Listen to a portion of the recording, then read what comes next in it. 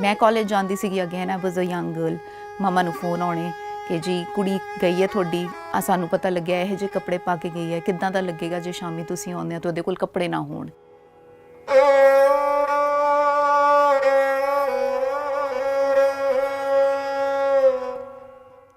शमशीर एक मनुखी अधिकार अभियान है जिसका आगाज़ 2009 च आस्ट्रेलिया च होया। शमशीर द्वारा राष्ट्री ते अंतरराष्ट्री पद्धर ते घरेलू हिंसा, सरीरक शोषण ते महिलावां ते बच्चियां खिलाफ हिंसा दे मुद्दियां दे संबंध विच आवाज़ बुलंद कीती जांदी है। शमशीर राणा दी अपनी भैन सारू राणा जदों पंजाबी यूनीवर्सिटी च सरीरक ते मानसिक शोषण दा शिकार होए तां उस खौफनाक दौर चों दरगुजर हुंदे शमशीर ने यह तय कर लिया कि वो इस तरह के शोषण का शिकार होए लोगों की आवाज़ बनणगे। ਆਸਟ੍ਰੇਲੀਆ ਤੋਂ ਜੋ ਡਾਲਰਸ ਆਏ ਸੀਗੇ ਉਹ ਵਿਆਜ ਖਤਮ ਹੋ ਗਏ। ਫਿਰ ਉਹ ਗੱਲਾਂ ਹੋਈ ਕਿ ਤੇਰੇ ਪੇਰੈਂਟਸ ਨੇ ਇੰਨਾ ਦਿੱਤਾ, ਜਦ ਕਿ ਮੈਂ ਇੱਕ ਸਪੌਟਡ ਗਰਲ ਲੈ ਕੇ ਆਇਆ ਸੀਗਾ।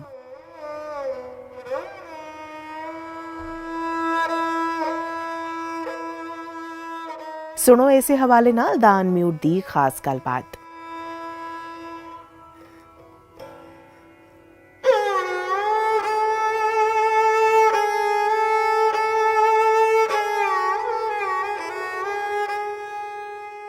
दोस्तों, उर्दू का एक बड़ा मकबूल शेर है कि ये भी दौर देखा है तवारीख की नज़रों ने, लम्हों ने खता की और सदियों ने सज़ा पाई। कई बारी जदों कोई किसी किस्म की वधीकी का शिकार हो जाता है तो इसका असर ता उम्र रहिंदा है। एक गलती थोड़ी जिंदगी विगाड़ सकती है, थानू सारी उम्र सोचने लिए मजबूर कर सकती है। और मणिपुर दे विच जिस किस्म की घटना हुई है, तमाम दुनिया का मीडिया इस बारे लिख रहा है और इसने सानू सारियां नू तय अंदरों तक हिला के रख दिता है।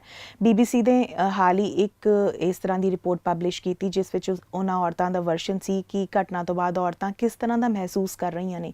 तुसी सारे समझ सकते हो कि वो की महसूस कर रही होणगियां, पर की तुसी इस चीज़ तो जाणो हो कि रेप जिहड़ा केस है वो हर 1 मिनट दे विच एक हो रहा है या शायद उस तो भी ज़्यादा। क्राइम ब्यूरो की रिपोर्ट मुताबिक घट्टो घट्ट 1 साल दे विच 32,000 दे आस पास जिहड़े केस ने वो दर्ज किए गए हैं, यानी कि हर रोज़ करीबन 86 केस रेप दे दर्ज किए जा रहे हैं। और ये सिर्फ वो केसेस ने जिहड़े अगे आउण दी हिमाकत करते हैं, पर कुछ केसेस कुछ आवाज़ां जिहड़ियां दब के रह जांदियां ने, उन्हां दा की शमशीर? ਉਹਨਾਂ ਲਈ ਅਸੀਂ ਖੜੇ ਹਾਂ जी। ਜਿਹੜੀਆਂ ਆਵਾਜ਼ਾਂ ਬੋਲਣਾ ਚਾਹੁੰਦੀਆਂ ਨੇ ਉਹਨਾਂ ਨੂੰ ਰਾਹ ਨਹੀਂ ਪਤਾ ਹੈਗਾ, ਜਾਂ ਕਈ ਵਾਰੀ ਫੈਮਿਲੀ ਵੱਲੋਂ ਉਹਨਾਂ ਨੂੰ ਰੋਕਿਆ ਜਾਂਦਾ ਹੈ, ਇੱਕ ਸੋਸ਼ਲ ਸਟਿਗਮਾ ਬਣ ਜਾਂਦਾ ਹੈ। ਕਿਉਂਕਿ ਅੱਜ ਕੱਲ੍ਹ ਇੱਕ ਨਵੀਂ ਦੌਰ ਸ਼ੁਰੂ ਹੋਇਆ ਕਿ ਵਿਟਨੈਸ ਬਲੇਮਿੰਗ ਜੀ, ਜੋ ਕਿ ਵਿਕਟਮ ਹੈਗਾ ਉਹਨੂੰ ਹੀ ਬਲੇਮ ਕੀਤਾ ਜਾਂਦਾ ਹੈ। ਪਹਿਲਾਂ ਵੀ ਚਰਨ ਚੱਲਦਾ ਰਿਹਾ ਕਿ ਜੀ ਤੁਹਾਨੂੰ ਜੇ ਛੇੜਿਆ ਗਿਆ ਤਾਂ ਤੁਸੀਂ ਪੱਕਾ ਸਕਰਟ ਪਾਈ ਹੋਏਗੀ, ਅਦਰਵਾਈਜ਼ ਕੋਈ ਬੰਦਾ ਛੇੜਦਾ ਨਹੀਂ ਹੈ। ਬਿਲਕੁਲ। ਜੇ ਤੁਹਾਡੇ ਨਾਲ ਇੱਦਾਂ ਹੋਇਆ ਤਾਂ ਕਿਤੇ ਨਾ ਕਿਤੇ ਕਸੂਰ ਤੁਹਾਡਾ ਹੁੰਦਾ ਹੈ। ਤੋ ਜੋ ਤੁਸੀਂ ਬਿਲਕੁਲ ਠੀਕ ਗੱਲ ਕੀਤੀ ਹੈ, ਇੱਕ ਰੇਪ ਜਾਂ ਕੋਈ ਇਨਸੀਡੈਂਟ ਬੰਦੇ ਦੇ ਸਰੀਰ ਨੂੰ ਜਿੰਨੀ ਸੱਟ ਪਹੁੰਚਾਉਂਦਾ ਹੈ ਓਨਾ ਹੀ ਉਹਦਾ ਮਾਨਸਿਕ ਨੂੰ ਸੰਤੁਲਨ ਨੂੰ ਵੀ ਖਰਾਬ ਕਰਦਾ ਹੈ। ਉਹਦੀ ਮੈਂਟਲ ਸਟੇਟ, ਉਹਦੀ ਫਿਜ਼ੀਓਲੋਜੀਕਲ ਸਟੇਟ, ਉਹਦੀ ਸਾਈਕੋਲੋਜੀਕਲ ਸਟੇਟ, ਹਰ ਚੀਜ਼ 'ਤੇ। ਔਰ ਰਾਦਰ ਦੈਨ ਉਹਨੂੰ ਉਸ 'ਚੋਂ ਬਾਹਰ ਕੱਢਣ ਦੀ ਥਾਂ ਕਿਤੇ ਨਾ ਕਿਤੇ ਉਹਦੇ ਆਪਣੇ, ਕਿਤੇ ਨਾ ਕਿਤੇ ਸੁਸਾਇਟੀ ਉਹਨੂੰ ਰੋਜ਼ ਉਹੀ ਪੀੜ ਫਿਰ ਤੋਂ ਜੀਣ ਲਈ ਮਜਬੂਰ ਕਰਦੀ ਹੈ। ਜੀ ਹੈ ਸਾਡੀ ਆਰਗੇਨਾਈਜੇਸ਼ਨ ਸ਼ਮਸ਼ੀਰ ਆਰਗੇਨਾਈਜੇਸ਼ਨ ਇੰਟਰਨੈਸ਼ਨਲੀ ਹੈ। ਅਸੀਂ ਆਪਣੇ ਬੂਹੇ, ਆਪਣੇ ਫੋਨਸ, ਆਪਣੇ ਸੋਸ਼ਲ ਮੀਡੀਆ ਸਾਰੇ ਖੁੱਲ੍ਹੇ ਹੋਏ ਨੇ। ਜੇ ਕਿਸੇ ਲੇਡੀ ਨੂੰ ਲੱਗਦਾ ਹੈ ਕਿ ਮੈਂ ਇਸ ਨੂੰ ਹੁਣ ਨਹੀਂ ਸਹਿਣਾ ਤਾਂ ਉੱਥੇ ਅਸੀਂ ਖੜੇ ਹੁੰਦੇ ਹਾਂ। ਅਸੀਂ ਉਹਨਾਂ ਨੂੰ ਐਜੂਕੇਟ ਕਰਦੇ ਹਾਂ। ਸਭ ਤੋਂ ਪਹਿਲੀ ਗੱਲ ਇੱਕ ਐਜੂਕੇਸ਼ਨ ਹੋਣੀ ਜ਼ਰੂਰੀ ਹੈ ਕਿ ਤੁਹਾਡੇ ਨਾਲ ਇਹ ਹੋਇਆ, ਉਹਦੇ 2 ਪਹਿਲੂ ਹੋ ਸਕਦੇ ਨੇ, A ਐਂਡ B। ਉਸ ਤੋਂ ਬਾਅਦ ਉਹਨਾਂ ਨੂੰ ਦੱਸਦੇ ਹਾਂ ਕਿ ਹੁਣ ਤੁਹਾਨੂੰ ਕੀ ਚੋਇਸਿਸ ਪਸੰਦ ਨੇ। ਲੇਡੀਜ਼ ਕਈ ਵਾਰੀ ਕਹਿੰਦੀਆਂ ਕਿ ਨਹੀਂ ਜੀ ਮੈਂ ਰਹਿਣਾ ਜਾਂ ਵਸਣਾ ਇਹਨਾਂ ਨਾਲ ਹੀ ਹੈ, ਬਟ ਮੇਰੇ ਨਾਲ ਅੱਜ ਤੋਂ ਬਾਅਦ ਇਹ ਨਾ ਕਰਨ। ਜੀ ਤਾਂ ਉੱਥੇ ਸਾਡਾ ਕੰਮ ਹੁੰਦਾ ਹੈ ਕਿ ਦੋਨਾਂ ਧਿਰਾਂ ਨੂੰ ਬਿਠਾ ਕੇ ਸਮਝਾ ਕੇ ਉਹਨਾਂ ਨੂੰ ਵਸਾਇਆ ਜਾਵੇ। ਪਲੱਸ ਇਕੱਲਾ ਵਸਾਉਣ ਨਾਲ ਨਹੀਂ, ਉਹਨੂੰ ਪਿੱਛੋਂ ਦੀ ਪ੍ਰੋਟੈਕਸ਼ਨ ਦਿੱਤੀ ਜਾਵੇ। ਜੀ when we talk about protection ਦਾ ਮਤਲਬ ਹੁੰਦਾ ਕਿ ਕੋਈ ਨਾ ਕੋਈ ਉਹਨਾਂ ਦੇ ਉੱਤੇ ਜਾਂਦਾ ਹੈ, ਮਿਲਦਾ ਹੈ। ਉਹ ਕਿਸੇ ਰਿਸ਼ਤੇਦਾਰ ਦੀ ਡਿਊਟੀ ਲਾਈਏ ਜਿੱਥੇ ਉਹ ਜ਼ਿਆਦਾ ਕੰਫਰਟੇਬਲ ਹੋਣ, ਜਾਂ ਜੇ ਕੇਸ ਕਿਤੇ ਜ਼ਿਆਦਾ ਹੁੰਦਾ ਡੋਮੈਸਟਿਕ ਵਾਇਲੈਂਸ ਦਾ ਹੋ ਗਿਆ ਤਾਂ ਫਿਰ ਇੱਕ ਪੁਲਿਸ ਆਫਿਸਰ ਨਾਲ ਨਿਯੁਕਤ ਕੀਤਾ ਜਾਂਦਾ ਹੈ। ਜੇ ਲੇਡੀ ਕਹਿੰਦੀ ਹੈ ਮੈਨੂੰ ਆਪਸ਼ਨ B ਚਾਹੀਦੀ ਹੈ ਕਿ ਮੈਂ ਨਹੀਂ ਕਰ ਸਕਦੀ, ਮੈਂ ਰੋਜ਼ ਉੱਠ ਕੇ ਇਸ ਚੀਜ਼ ਨੂੰ ਨਹੀਂ ਬਰਦਾਸ਼ਤ ਕਰ ਸਕਦੀ, ਫਿਰ ਉਹਨਾਂ ਲਈ ਜੋ ਬਣਦਾ ਰਾਹ ਹੈਗਾ ਕਿ ਅਗੇਨ ਜ਼ਰੂਰੀ ਨਹੀਂ ਹੈ ਕਿਚੜ ਨਾਲ ਕਿਚੜ ਹੋਣਾ ਹੈਗਾ, ਇੱਜ਼ਤ ਨਾਲ ਸੈਪਰੇਟ ਹੋ ਜਾਓ, ਜੋ ਹੱਕ ਤੁਹਾਡੇ ਬਣਦੇ ਹੈਗੇ ਨੇ ਉਹ ਦੋ, ਜਿਹਦੇ ਵਿੱਚ ਗਵਰਨਮੈਂਟ ਸਾਡੀ ਬਹੁਤ ਹੈਲਪ ਕਰਦੀ ਹੈ ਜੀ। ਸ਼ਮਸ਼ੀਰ ਜਿਹੜੀ ਆਰਗੇਨਾਈਜੇਸ਼ਨ ਹੈ ਉਹ a part of India worldwide ਬਹੁਤ ਬਿਹਤਰੀਨ ਤਰੀਕੇ ਨਾਲ ਕੰਮ ਵੀ ਕਰ ਰਹੀ ਹੈ, ਪਰ ਮੈਂ ਇਹ ਜਾਣਨਾ ਚਾਹੂੰਗੀ ਕਿ ਡੇਟਾਸ ਦੇ ਅਕੋਰਡਿੰਗ ਜਿਵੇਂ ਹਰ 10 ਚੋਂ 6 ਮਹਿਲਾਵਾਂ, ਅਮਰੀਕਾ ਦੀ ਗੱਲ ਕਰੀਏ, ਕੈਨੇਡਾ ਦੀ ਕਰੀਏ, ਆਸਟ੍ਰੇਲੀਆ ਦੀ ਕਰੀਏ, ਉਹ ਪੀੜਤ ਨੇ ਜਾਂ ਤਾਂ ਸੈਕਸ਼ੂਅਲ ਅਬਿਊਜ਼ ਕਰਕੇ ਜਾਂ ਉਹਨਾਂ ਨਾਲ ਮੈਂਟਲ ਹਰਾਸਮੈਂਟ ਹੋ ਰਹੀ ਹੈ, ਤੇ ਇਹ ਡੇਟਾ ਕਿੰਨਾ ਕੁ ਸਹੀ ਹੈ? ਇਹ ਬਿਲਕੁਲ ਸਹੀ ਹੈਗਾ, ਔਰ ਇਹ ਹਲੇ ਉਹ ਡੇਟਾ ਜਿਹੜਾ ਰਿਪੋਰਟਡ ਹੋਇਆ ਜੀ, ਇਹ ਹਲੇ ਉਹ ਹੈਗੇ ਆ, ਕਿਉਂਕਿ ਕਈ ਬੱਚੇ ਹੈਗੇ ਨੇ ਇਸ ਦੇ ਵਿੱਚ ਜਿਨ੍ਹਾਂ ਨੂੰ ਹਲੇ ਤੱਕ ਪਤਾ ਹੀ ਨਹੀਂ ਉਹਨਾਂ ਨਾਲ ਹੋ ਕੀ ਰਿਹਾ ਜੀ, ਜਦ ਤੱਕ ਉਹ ਸਮਝਣ ਦੀ ਉਮਰ 'ਚ ਨਹੀਂ ਆਉਂਦੇ ਹੈਗੇ ਨੇ, ਤੇ ਇਹ ਉਹ ਡੇਟਾ ਜਿਹੜਾ ਰਿਪੋਰਟਡ ਹੈਗਾ, ਔਰ ਬਿਲਕੁਲ ਠੀਕ ਹੈ, ਆਲਦੋਜ਼ ਥੀਸ ਕੰਟਰੀਜ਼ ਆਰ ਡਿਵੈਲਪਡ, ਲੇਕਿਨ ਸੋਸ਼ਲੀ ਅਵੇਅਰਨੈਸ ਨਹੀਂ ਹੈਗੀ ਹੈ, ਉਹ ਜਦ ਤੱਕ ਅਵੇਅਰਨੈਸ ਨਹੀਂ ਆਉਂਦੀ, ਹਾਲਾਂਕਿ ਅਮਰੀਕਾ, ਕੈਨੇਡਾ ਜਾਂ ਬਾਹਰਲੀ ਜਿੰਨੇ ਵੀ ਕਾਲਜਸ ਹੈਗੇ ਉੱਥੇ ਇੱਕ ਸਰਟਨ ਏਜ ਤੋਂ ਬਾਅਦ ਸੈਕਸ ਐਜੂਕੇਸ਼ਨ ਦਾ ਇੱਕ ਟੌਪਿਕ ਸ਼ੁਰੂ ਕੀਤਾ ਜਾਂਦਾ ਹੈ, ਲੇਕਿਨ ਉਹਦੇ ਵਿੱਚ ਉਹੀ ਗੱਲ ਹੈਗੀ ਨਾ, ਸਮਝਾਉਣ ਦੇ ਤਰੀਕੇ ਤੇ ਆਉਂਦਾ ਹੈ, ਉੱਥੇ ਉਹਨਾਂ ਨੂੰ ਸਿਰਫ ਇੱਕ ਪ੍ਰੋਟੈਕਸ਼ਨ ਦੱਸੀ ਜਾਂਦੀ ਹੈ ਕਿ ਜੀ okay we know you understand ਕਿ ਤੁਸੀਂ ਇਸ ਏਜ ਤੇ ਆ ਗਏ ਹੋ ਜਿੱਥੇ ਤੁਸੀਂ ਆਪਣੇ ਆਪ ਨੂੰ ਐਕਸਪਲੋਰ ਕਰੋਗੇ, ਲੇਕਿਨ ਉਹਦੇ ਅੱਗੇ ਕੀ ਹੋ ਸਕਦਾ ਜਾਂ ਕੀ ਨਹੀਂ ਹੋ ਸਕਦਾ, ਮੈਂ ਹਮੇਸ਼ਾ ਕਹਿੰਦੀ ਹਾਂ ਕਿ ਜੇ ਤੁਸੀਂ ਕਹਿੰਦੇ ਹੋ ਕਿ ਕੁੜੀ ਨੂੰ ਆਪਣੇ ਆਪ ਨੂੰ ਸੇਫ ਇਨਵਾਇਰਨਮੈਂਟ ਦੇ ਵਿੱਚ ਰੱਖਣਾ ਹੈ, ਤਾਂ ਮੁੰਡੇ ਨੂੰ ਦੱਸੋ ਕਿ ਕੁੜੀ ਨੂੰ ਸੇਫ ਇਨਵਾਇਰਨਮੈਂਟ 'ਚ ਕਿਵੇਂ ਰੱਖੀ ਜਾਈਦਾ ਹੈ ਜੀ, ਤਾਂ ਸੀਖ ਦੋਨੋਂ ਪਾਸੇ ਜਾਣੀ ਚਾਹੀਦੀ ਹੈਗੀ ਹੈ। ਸੋ ਟੈਕਨੋਲੋਜੀ ਵਾਈਜ਼ ਇਹ ਕੰਟਰੀ ਸਾਡੇ ਤੋਂ ਬਹੁਤ ਅੱਗੇ ਹੈਗੀਆਂ ਨੇ, ਜੇ ਦੇਖਿਆ ਜਾਵੇ openness culture wise they are ahead, but still ਦੇਰ ਆਰ ਸਰਟਨ ਜਿੱਥੇ ਬੰਦੇ ਵਸਦੇ ਉੱਥੇ ਕ੍ਰਾਈਮ ਹੋਣਗੇ ਹੀ ਹੋਣਗੇ, ਐਂਡ ਬੰਦੇ ਮੀਨਸ ਹਿਊਮੈਨਿਟੀ, ਜੀ, ਜਿੱਥੇ ਹਿਊਮਨਸ ਹੈਗੇ ਉੱਥੇ ਕੁਝ ਨਾ ਕੁਝ ਗਲਤ ਤੇ ਸਹੀ ਰਹੇਗਾ, ਤਾਂ ਹੀ ਯਨਿਆਨ ਹੈਗਾ, ਜੇ ਲਾਈਟ ਹੈ ਤਾਂ ਡਾਰਕਨੈਸ ਨੇ ਹੋਣਾ ਹੀ ਹੋਣਾ ਹੈ। ਸ਼ਮਸ਼ੀਰ ਜੀ, ਜਿਸ ਤਰ੍ਹਾਂ ਸਾਰੂ ਰਾਣਾ ਹੋਰਾਂ ਦਾ ਕੇਸ ਹੋਇਆ, ਉਹ ਤੁਹਾਡੇ ਵੱਡੇ ਭੈਣ ਜੀ ਸੀ ਹੈਗੇ ਨੇ, ਆਈ ਮੀਨ, ਤੇ ਉਹਨਾਂ ਨਾਲ ਜਿਹੜਾ ਇਹ ਵਾਪਰਿਆ, ਜਿਹੜੀ ਮੰਦਭਾਗੀ ਘਟਨਾ ਹੋਈ, ਇਹ ਜਗ ਜ਼ਾਹਰ ਹੋ ਗਈ। ਉਸ ਤੋਂ ਇਲਾਵਾ ਮੈਂ ਉਸ ਦੌਰ ਦੀ ਵੀ ਗੱਲ ਕਰਨਾ ਚਾਹੂੰਗੀ, ਉਸ ਕੇਸ ਦੀ ਦੁਬਾਰਾ ਗੱਲ ਕਰਨਾ ਚਾਹੂੰਗੀ ਕਿ ਉਹਨਾਂ ਨੇ ਜਦੋਂ ਇਸ ਪ੍ਰਤੀ ਆਵਾਜ਼ ਚੁੱਕੀ ਤੇ 196 ਔਰ 197 ਜਿਹੜੀਆਂ ਹੋਰ ਲੜਕੀਆਂ ਸੀ ਉਹ ਅੱਗੇ ਸਾਹਮਣੇ ਆਈਆਂ, ਉਹਨਾਂ ਨੇ ਜੱਜ ਸਾਹਿਬਾਨ ਨੂੰ ਲੈਟਰਸ ਲਿਖੇ, ਤਾਂ ਇੰਨੀ ਵੱਡੀ ਤਾਦਾਦ ਦੇ ਵਿੱਚ ਯੂਨੀਵਰਸਿਟੀ ਇਹ ਕੁਝ ਹੋ ਰਿਹਾ ਸੀ, ਤਾਂ ਮਤਲਬ ਹਾਲੇ ਵੀ ਉਹ ਬੰਦ ਤਾਂ ਹੋ ਨਹੀਂ ਗਿਆ ਹੋਣਾ, ਕਿਉਂਕਿ ਉਸ ਕਿਸਮ ਦੇ ਐਕਸ਼ਨਸ ਨਹੀਂ ਲਏ ਗਏ, ਪਰ ਕੀ ਤੁਹਾਡੀ ਸਾਈਕੀ ਇਸ ਪਿੱਛੇ ਇਹੀ ਰਹੀ ਇਹ ਤਮਾਮ ਸ਼ੁਰੂ ਕਰਨ ਵਾਸਤੇ, ਜਾਂ ਮੈਂ ਜਾਣਨਾ ਚਾਹੂੰਗੀ ਉਹ ਦੌਰ ਐਗਜ਼ੈਕਟਲੀ ਕੀ ਸੀ, ਤੁਸੀਂ ਕੀ ਫੀਲ ਕਰਦੇ ਸੀ ਉਸ ਟਾਈਮ ਤੇ? ਸਭ ਤੋਂ ਪਹਿਲੀ ਇਹ ਸੀਗੀ ਕਿ ਜੇ ਸਾਰੂ ਨੇ ਗੱਲ ਕੀਤੀ ਜੀ, ਤਾਂ ਕਹਿੰਦੇ ਨਾ ਸਭ ਤੋਂ ਲਈ ਆਪਣੇ ਲਈ ਲੜੋ ਜੀ, ਸਾਰੂ ਨੇ ਆਪਣੀ ਲਈ ਲੜਾਈ ਸ਼ੁਰੂ ਕੀਤੀ ਕਿ ਮੇਰੇ ਨਾਲ ਇਹ ਗਲਤ ਹੋਇਆ, ਇੱਕ ਇਹ ਜੇ ਜਿੱਥੇ ਬੱਚਿਆਂ ਨੂੰ ਵਿਸ਼ਵਾਸ ਨਾਲ ਭੇਜਿਆ ਜਾਂਦਾ, ਜਿਹਨੂੰ ਇਹ ਕਹਿੰਦਾ ਆਪਾਂ ਮੰਦਿਰ ਕਹਿੰਦੇ ਆ, ਜੀ, ਵਿਸ਼ਵਵਿਦਿਆਲਾ ਇੱਕ ਮੰਦਿਰ ਹੈਗਾ, ਉੱਥੇ ਇੱਕ ਮੰਦਿਰ ਦੇ ਵਿੱਚ ਇਹ ਹਰਕਤ ਹੋ ਰਹੀ ਹੈਗੀ ਹੈ, it was a sexual assault case, ਜੀ, ਤੇ ਉਸ ਚੀਜ਼ ਨੂੰ ਕਿਵੇਂ ਰੋਕਿਆ ਜਾਵੇ? ਜਦੋਂ ਸਾਰੂ ਨੇ ਆਪਣੀ ਲੜਾਈ ਅੱਗੇ ਲੜੀ, ਔਰ ਇੱਕ ਕਹਿੰਦੇ ਆ ਨਾ ਕਿ ਕੋਈ ਨਾ ਕੋਈ ਬੰਦਾ ਲੱਭਦਾ ਹੁੰਦਾ ਜਿਹੜਾ ਗਿਰਿਆ ਹੁੰਦਾ ਕਿ ਬਾਹ ਮਿਲ ਜੇ ਮੈਨੂੰ ਚੱਕ ਲੇ, ਜੀ, ਉਸ ਤੋਂ ਬਾਅਦ ਉਹ ਕੇਸ ਦੇ ਦੌਰਾਨ ਸਾਨੂੰ ਇੰਨੀਆਂ ਲੈਟਰਸ, ਇੰਨੀਆਂ ਕਾਲਸ ਆਈਆਂ ਨੇ ਜਿੱਥੇ ਸਾਨੂੰ ਇਹ ਦੱਸਿਆ ਗਿਆ ਕਿ ਸਾਡੇ ਨਾਲ ਵੀ ਇਹ ਵਾਪਰਿਆ, ਬਟ ਸਾਡੇ 'ਚ ਹਿੰਮਤ ਨਹੀਂ ਸੀਗੀ। ਹਿੰਮਤ ਕਿਉਂ ਨਹੀਂ ਆਉਂਦੀ? ਜਾਂ ਇੱਕ ਆਪਣੇ ਆਪ ਤੇ ਸ਼ਰਮਿੰਦਗੀ ਸਭ ਤੋਂ ਪਹਿਲੀ, ਜੀ, ਦੂਜੀ ਫੈਮਿਲੀ ਸਪੋਰਟ ਨਹੀਂ ਕਰਦੀ, ਔਰ ਤੀਜੀ ਉਹਨਾਂ ਨੂੰ ਇਹ ਹੁੰਦਾ ਕਿ ਜੇ ਮੈਂ ਇਹ ਗੱਲ ਕਰਤੀ ਕਿ ਕੀ ਮੇਰਾ ਫਿਊਚਰ ਸਿਕਿਉਰ ਹੋਏਗਾ, ਕਿ ਮੇਰੇ ਨਾਲ ਕੋਈ ਵਿਆਹ ਕਰਾਏਗਾ, ਕੋਈ ਮੇਰੀ ਇੰਨੇ ਸੁਣਨ ਤੋਂ ਬਾਅਦ ਬਾਂਹ ਫੜਨ ਲਈ ਤਿਆਰ ਹੋਏਗਾ, ਤਾਂ ਉਹ ਇੱਕ ਇਨਸੀਡੈਂਟ ਨੂੰ ਇੱਕ ਨਾਈਟਮੇਅਰ ਸਮਝ ਕੇ ਉੱਥੇ ਦੱਬਣਾ ਚਾਹੁੰਦੇ ਨੇ।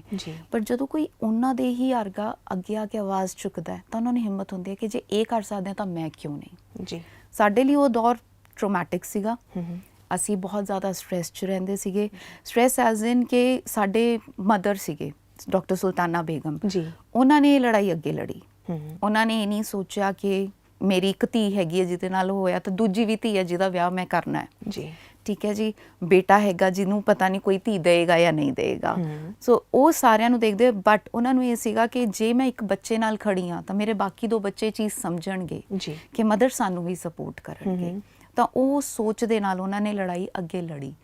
ਉਹਨਾਂ ਨੂੰ ਤਕਰੀਬਨ ਰੋਜ਼ ਫੋਨਸ ਆਉਂਦੇ ਸੀਗੇ ਕਿ ਜੀ ਤੁਹਾਡਾ ਬੇਟਾ ਇੱਥੇ ਜਾ ਰਿਹਾ, ਅਸੀਂ ਇਸ 'ਤੇ ਅਟੈਕ ਕਰਾਂਗੇ, ਔਰ ਉਸ 'ਤੇ ਅਟੈਕ ਹੋਇਆ ਵੀ, ਹੀ ਵਾਜ਼ ਬੈਡਲੀ ਹਰਟ, ਇੱਕ ਕਹਿੰਦੇ ਆ ਨਾ ਕਿ ਪੈਸੇ ਦੇ ਕੇ ਕਿਸੇ ਤੋਂ ਉਸ 'ਤੇ ਹਮਲਾ ਕਰਵਾਇਆ ਗਿਆ ਸੀਗਾ। ਜੀ। ਉਹਦੀ ਬ੍ਰੇਨ ਸਕਲ ਸਾਰੀ ਬਾਹਰ ਆ ਗਈ ਸੀਗੀ, 5% ਚਾਂਸਸ ਉਹਦੇ ਰਹਿਣ ਦੇ ਰਹਿ ਗਏ ਸੀਗੇ।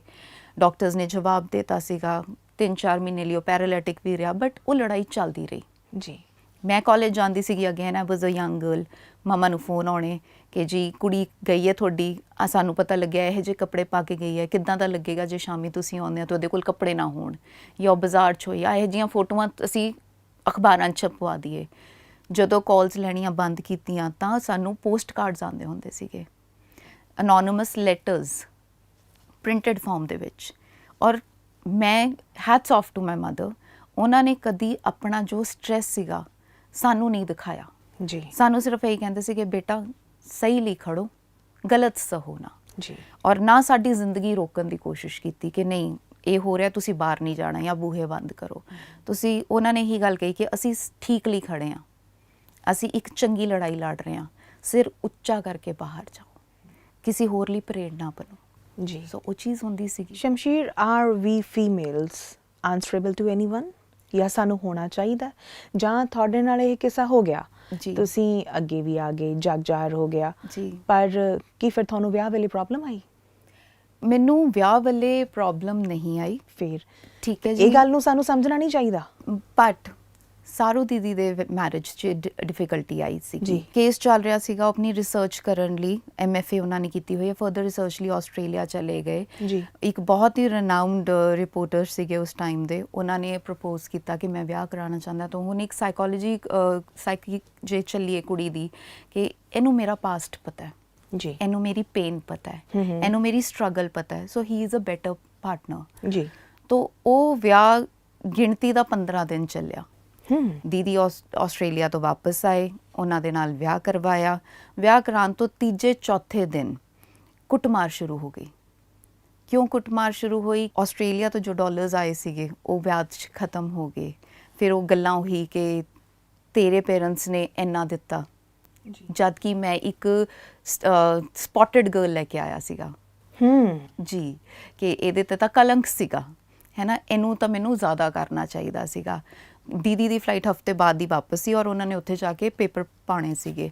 ਲੇਕਿਨ ਉਹ ਜਿਹੜਾ 15 ਦਿਨ ਦੀ ਤਾਂ ਮੈਰਿਜ ਚੱਲੀ, ਪਰ ਜਿਹੜਾ 1.5-2 ਮਹੀਨਾ ਉਹ ਇਨਸਾਨ ਫੋਨ 'ਤੇ ਰੋਜ਼ ਫੋਨ ਕਰਕੇ ਉਹਨਾਂ ਨੂੰ ਟਰਾਮਾਟਾਈਜ਼ ਕਰਦਾ ਸੀਗਾ ਕਿ ਤੂੰ ਮੈਨੂੰ ਪੈਸੇ ਭੇਜ, ਨਹੀਂ ਤਾਂ ਮੈਂ ਮੀਡੀਆ ਵਿੱਚ ਜਾਊਂਗਾ, ਕਿਉਂਕਿ ਮੈਂ ਮੀਡੀਆ ਨਾਲ ਜੁੜਿਆ ਹੋਇਆ, ਔਰ ਉਹਨਾਂ ਨੂੰ ਕਹੂੰਗਾ ਇਹ ਸਾਰਾ ਕੁਝ ਝੂਠਾ ਕੇਸ ਸੀਗਾ, ਇਹਨਾਂ ਨੇ ਪੈਸਿਆਂ ਲਈ ਕੀਤਾ, ਇਹਨਾਂ ਨੇ ਸਰਕਾਰੀ ਨੌਕਰੀਆਂ ਲਈ ਕੀਤਾ, ਔਰ ਮੇਰੀ ਗੱਲ 'ਤੇ ਯਕੀਨ ਕਰਨਗੇ ਕਿਉਂਕਿ ਮੈਂ ਹਸਬੈਂਡ ਹਾਂ। ਜੀ।